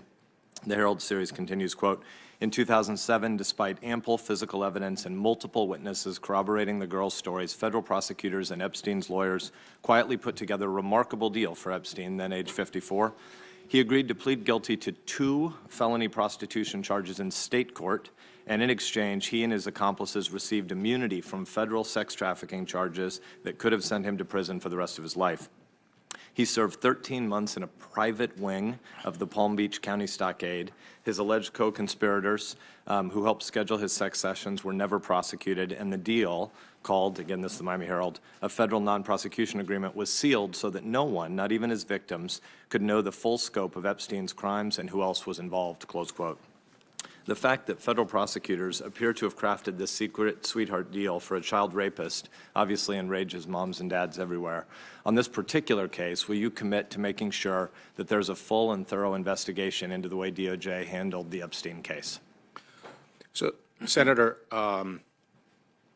I have to recuse myself from Kirkland and Ellis matters, I am told, and I think Kirkland and Ellis was maybe involved in that case. So I need to sort out exactly what my role can be. But, you know, I will say that if I'm confirmed, I'll make sure your questions are answered on this case. Thank you. The Deputy Attorney General, obviously there have been media reports about the timing of his potential departure post your confirmation, and the DAG, as you well know from your prior history, has a key responsibility in deconflicting different parts of the department. Those of us who've been pressing on this matter have found in different parts of the department a lot of anxiety about the way this was handled, and yet kind of a hot potato of a bunch of people thinking they're not responsible. Right now, Rod Rosenstein has been helping, trying to deconflict some of that, but I'm worried if, with your potential recusal, if the DAG also departs, it's not clear who's going to actually deconflict this. So I'm grateful for your pledge that the department will be responsive, even if not you personally. Yes, that's right. More broadly than the miscarriage of justice in this particular Florida case, would you agree that justice has nothing to do with the size of your bank account or the number of attorneys you can hire? Yes. I agree, and I think that a whole bunch of Americans wonder about the Department of Justice and how we're trying to prioritize, or how we should be prioritizing, our responsibility to the victims of sex trafficking who are left afraid and voiceless. In this particular case, many of the women who were clearly victims, trafficked rape victims, had no awareness of the fact, and I think in violation of federal statutes of victim notification, that this non-prosecution agreement had been agreed to, and not just that Epstein and his co-conspirators were not indicted, but the rest of the investigatory matters of the department were also suspended. It seems truly bizarre. I think moms and dads watching this hearing would like to know that you will pledge broadly to attack sex trafficking as a scourge in our society on both the supply side and the demand side, as these dirtbags demand this, but on the supply side as organizations clearly perpetrate these crimes. Can you pledge to us that this will be one of your priorities at the department? They can count on it. Thank you, sir. I want to associate myself with what Senator Sass said about the Epstein case and the problem in general. And to the extent you can help us figure this out, please. Yes. Senator Durbin. Thanks, Mr. Chairman. Mr. Barr, thank you for being with us. Mr. Barr, my colleague Senator Ernst asked a question earlier, which I'm sure would be asked in virtually every state we represent, what we're doing to stop the flow of narcotics into the United States. She asked about meth, I believe in particular, but about narcotics coming in from Mexico, and your reply was, and I quote, "It is the major avenue of how drugs come into the country. They come across that border. I feel it is a critical part of border security, and we need barriers on the border." That was your quote. I'm troubled by that answer, and I'd like to clarify it, because if we're ever going to have a rational conversation about border security, there ought to be some basics that we agree on. The DEA, which you'll supervise if confirmed, in its 2018 report said, quote, "The most common method employed by the Mexican drug cartels involves transporting illicit drugs through U.S. ports of entry in passenger vehicles which concealed compartments are commingled with legitimate goods on tractor trailers." The Customs and Border Protection's own data shows that customs officers at legal ports of entry seized the vast majority of lethal narcotics coming into this country. In fiscal year 2017, last year we have data, 87% of the fentanyl, which has been identified as CDC as the most deadly narcotic in America, 87% seized in our country coming in through ports of entry, 13% seized outside of ports of entry. So overwhelmingly, when we talk about building new walls and barriers to stop narcotics, we're ignoring the obvious. 80 to 90% of the drugs are coming in through ports of entry. I met with the head of Customs and Border Protection. He said the number one thing we can do is to put technology in the ports of entry to scan the vehicles coming through. Currently, only 17% of trucks and cars coming through those ports of entry are being scanned, 17%. That means 83% of them are just flowing right on through there, bringing narcotics to Iowa and to Illinois. Building a new concrete wall from sea to shining sea doesn't even address this issue. Technology does. I want to reach the point where we open the government and have this honest conversation. Would you reconsider your earlier answer as to the fact that we need to build more barriers to stop narcotics from coming into the United States? Well, it wasn't tied just to narcotics. It was tied to overall border security. You said a major avenue for how drugs come into this country. It's not. I said was The across the border. wait a minute. The border is the major avenue, but your answer was we need barriers on the border. Right, and because we need barriers on the border for border security. Part of what we're trying to do is cut down on drugs. It's also illegal aliens. It's also other people from other countries who may wish to do harm in the United States that are coming in. And barriers are part of the answer. And from my experience, the threat is always dynamic. You put technology at the ports of entry, they'll shift somewhere else. It's a moving target, always has been, and I think we need a system that covers all the bases. I think the reason we cannot reach an agreement with the Trump administration is fundamental to our exchange, and it's this. I don't disagree with you with the notion that barriers from sea to shining sea will at least slow people down. But when it comes to the next marginal dollar to protect kids in Illinois and children in your home state, it's ports of entry. It's technology to keep these narcotics out of the United States. And if we can't really start at the same premise based on reports from the President's own administration, we're never going to reach a point of bipartisan agreement on border security. So I think we're close to agreeing, and maybe it's semantics, I hope not. But I hope that we can agree that if we're going to stop narcotics, it's technology and personnel. The experts tell us that. It's not a wall. And I hope that we can move from there. The last question I'll ask you, and limited time, they asked me about your statements this morning your testimony, and I thought they were good, responsive in most part. The one thing I'm stuck on, and many are, is this report you gave to this administration in June of last year about the investigation of the president. You mean my memo? Yes. My memo, yeah.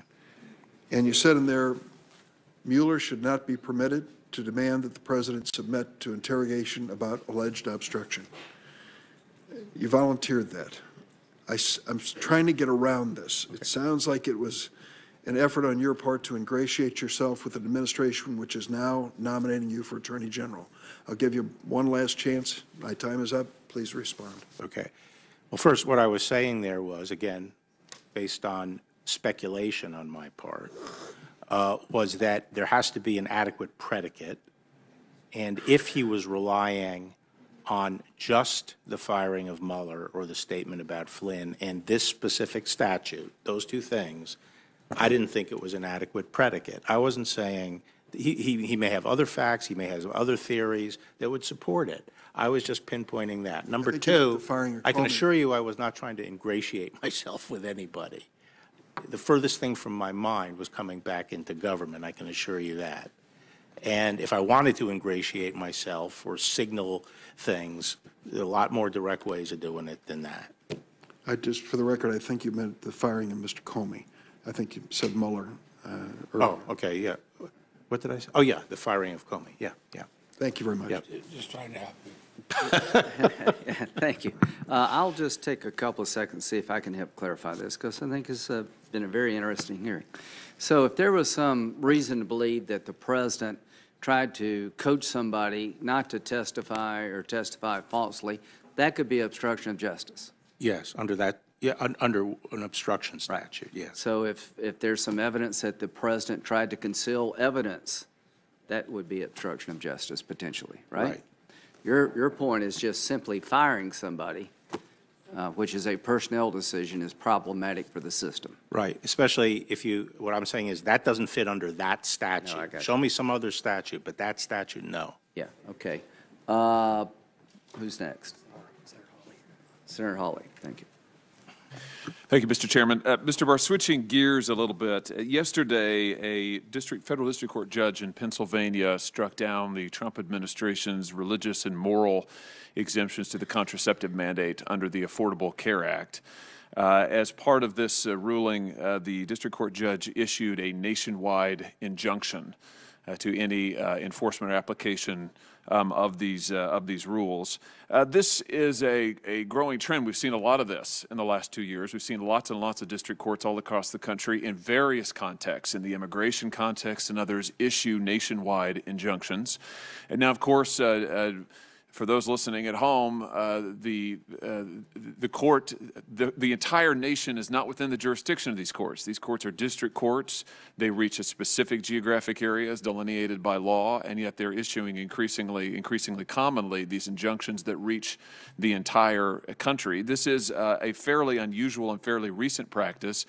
In distinction to this, the district court judge in Texas who recently heard a challenge to the Affordable Care Act case did not issue a nationwide injunction, and therefore allowing the appeals process to take its normal course. And of course, the ACA remains in full effect throughout that appeals process because he did not issue a nationwide injunction. So my question is to you, are you concerned about this growing practice of nationwide injunctions by federal district courts, and what do you think ought to be done about it?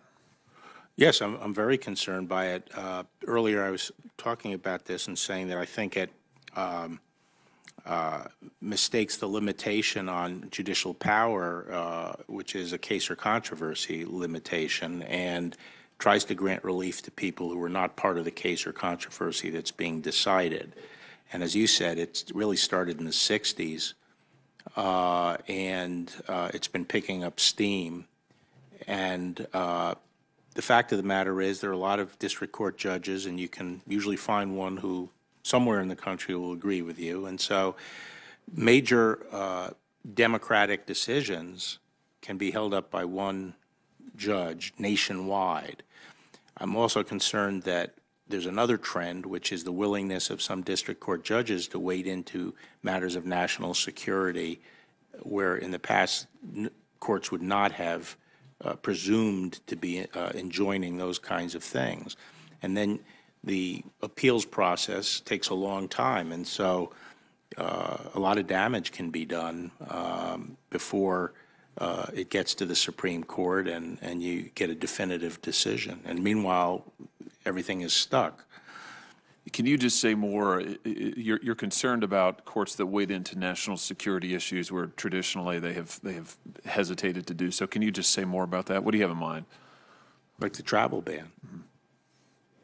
And the concern there is that, I mean, the president takes something based on national security, and and the Constitution vests that kind of judgment for that kind of emergency act or act that he has the authority to perform to protect the country. He's politically accountable for that, and yet a judge with a lifetime appointment sitting somewhere in the country who doesn't have the access to the information, has no political accountability, can stop a national security measure, globally, essentially. And it takes a long time to get that sorted out. That's really troublesome to me. Yeah, I completely agree with you. Let me ask you about another recent case, this one from the Southern District of New York today, in which the district courts ruled that the attempt by the Commerce Department to include a citizenship question on the census is not permissible, and has stopped the Commerce Department from including that on the 2020 census. The department has argued, of course, and the Department of Justice is defending this decision, that including a citizenship question, as was done for approximately 100 years, on the census, actually helps identify with greater accuracy the residents of the country who is and who is not a citizen, and of course helps more accurately apportion and draw congressional districts and make sure that representation is fair and the Voting Rights Act is fairly enforced. Do you agree with that position? Well, it's being litigated now, so I really would prefer not to comment on it. Do you anticipate that the Department of Justice will continue its vigorous defense of the position that the administration has taken? I think generally I have no reason to change that position. Yeah. Thank you, Mr. Chairman. Senator Whitehouse. Thank you. Mr. Barr, in order to perform its counterintelligence function effectively, what should the Department of Justice and the FBI know about the business relationships and entanglements of senior officials with foreign interests and governments?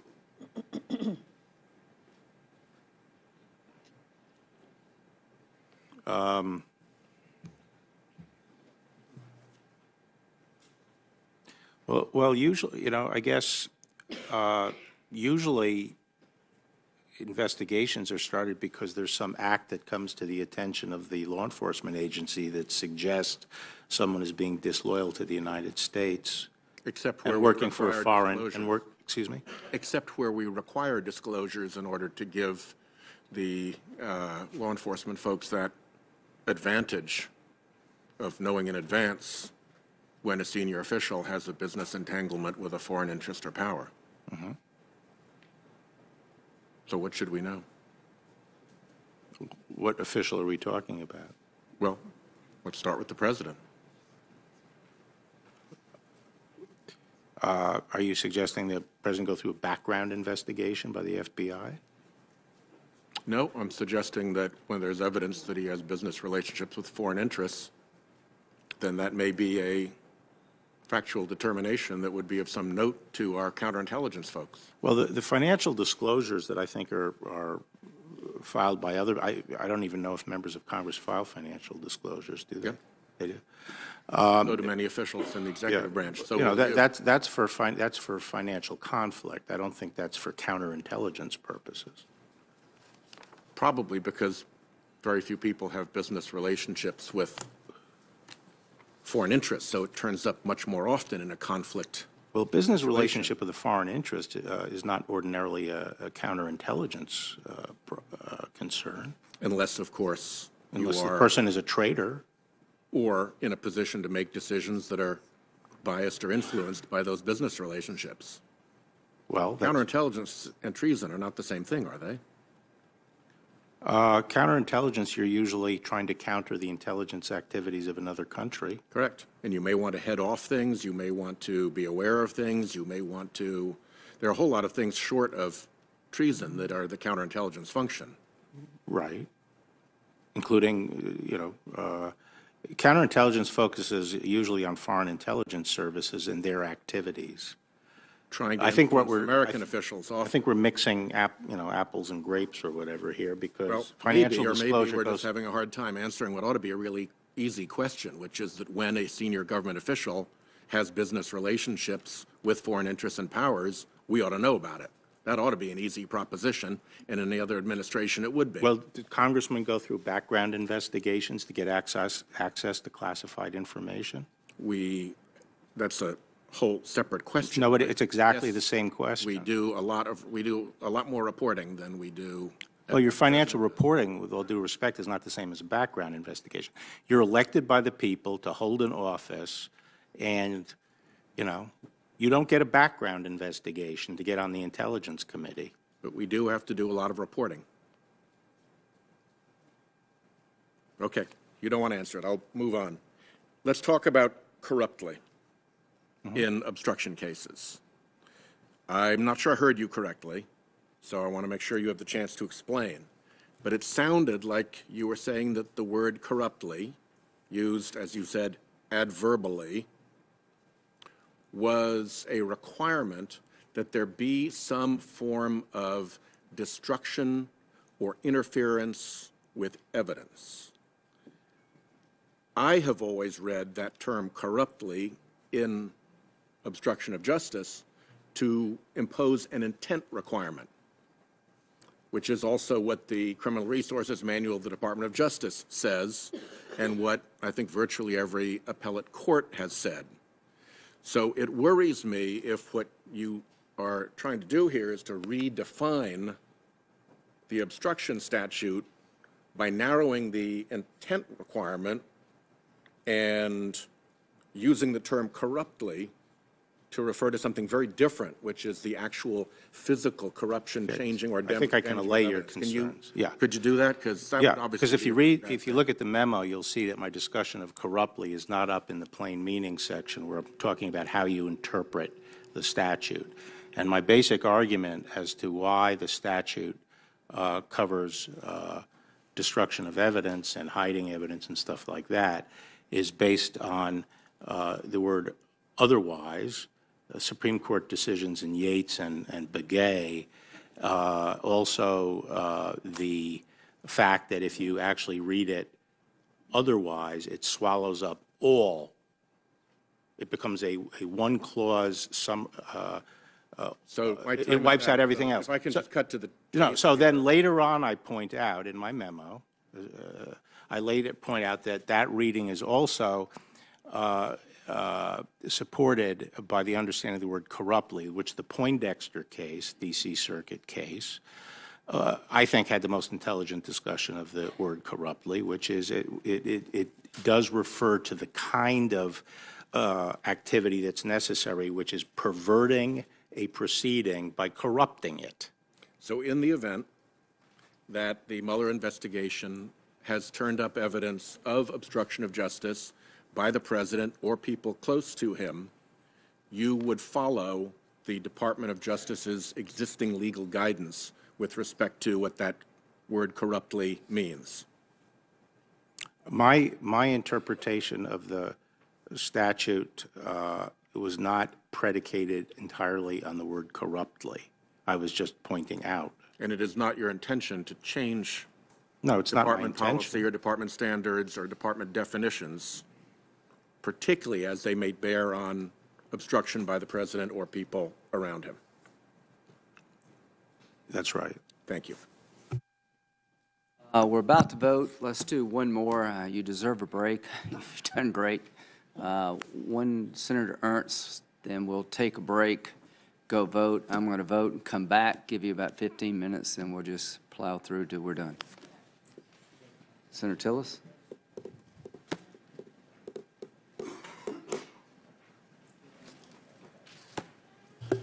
I'll be brief. One question, because people have asked, they've gone to the wall. It almost sounds like they're trying to suggest that you believe that the fix for border security is a 2,300-mile physical barrier from the Pacific to the Gulf. Do you believe that's the best way to secure the border?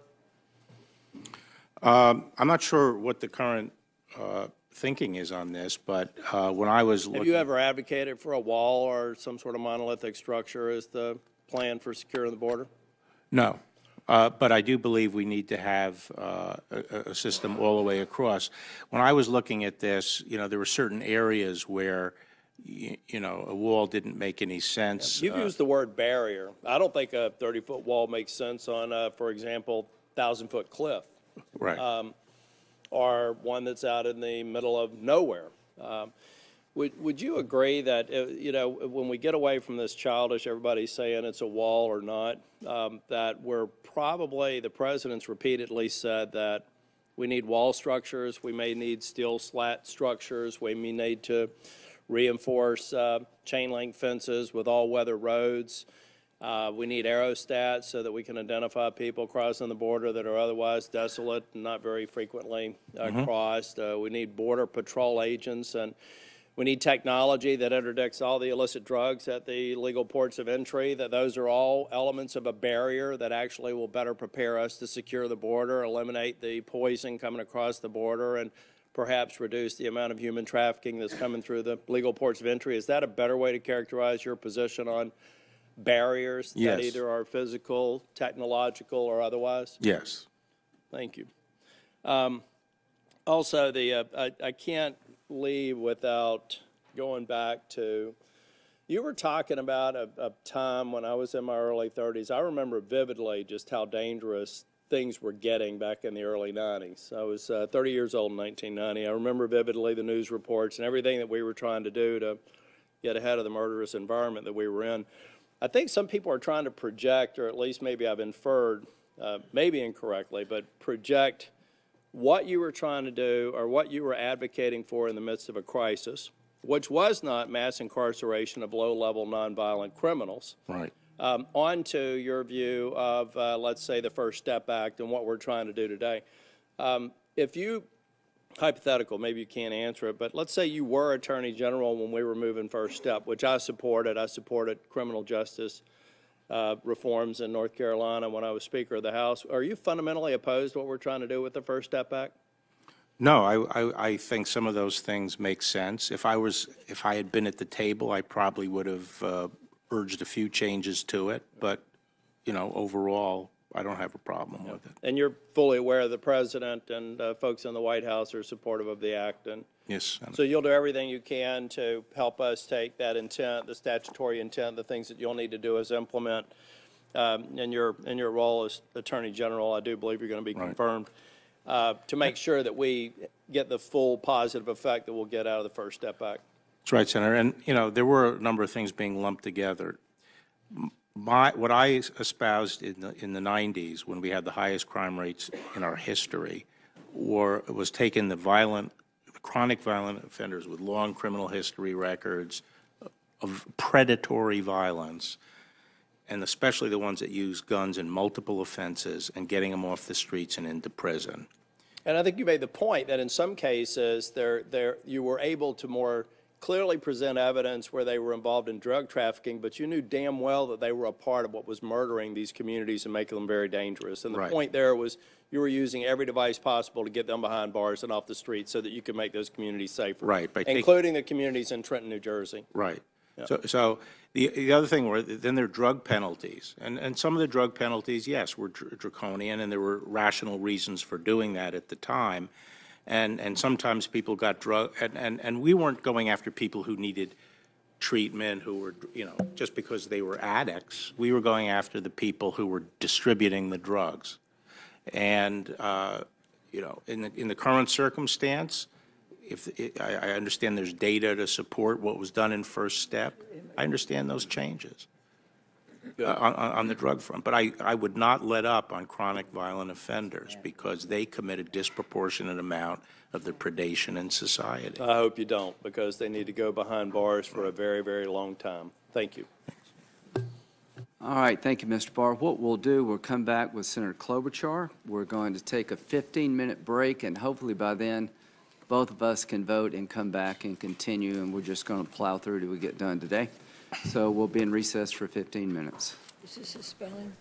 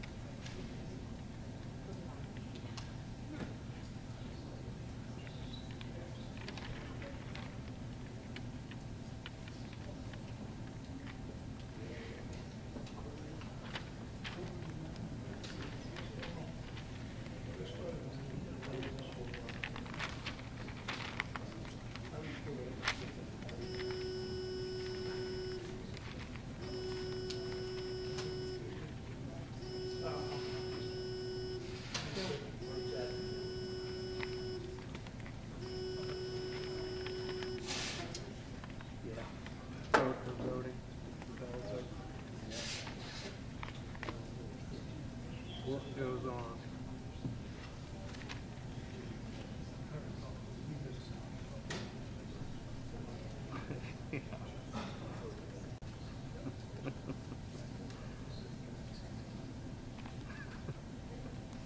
That is correct.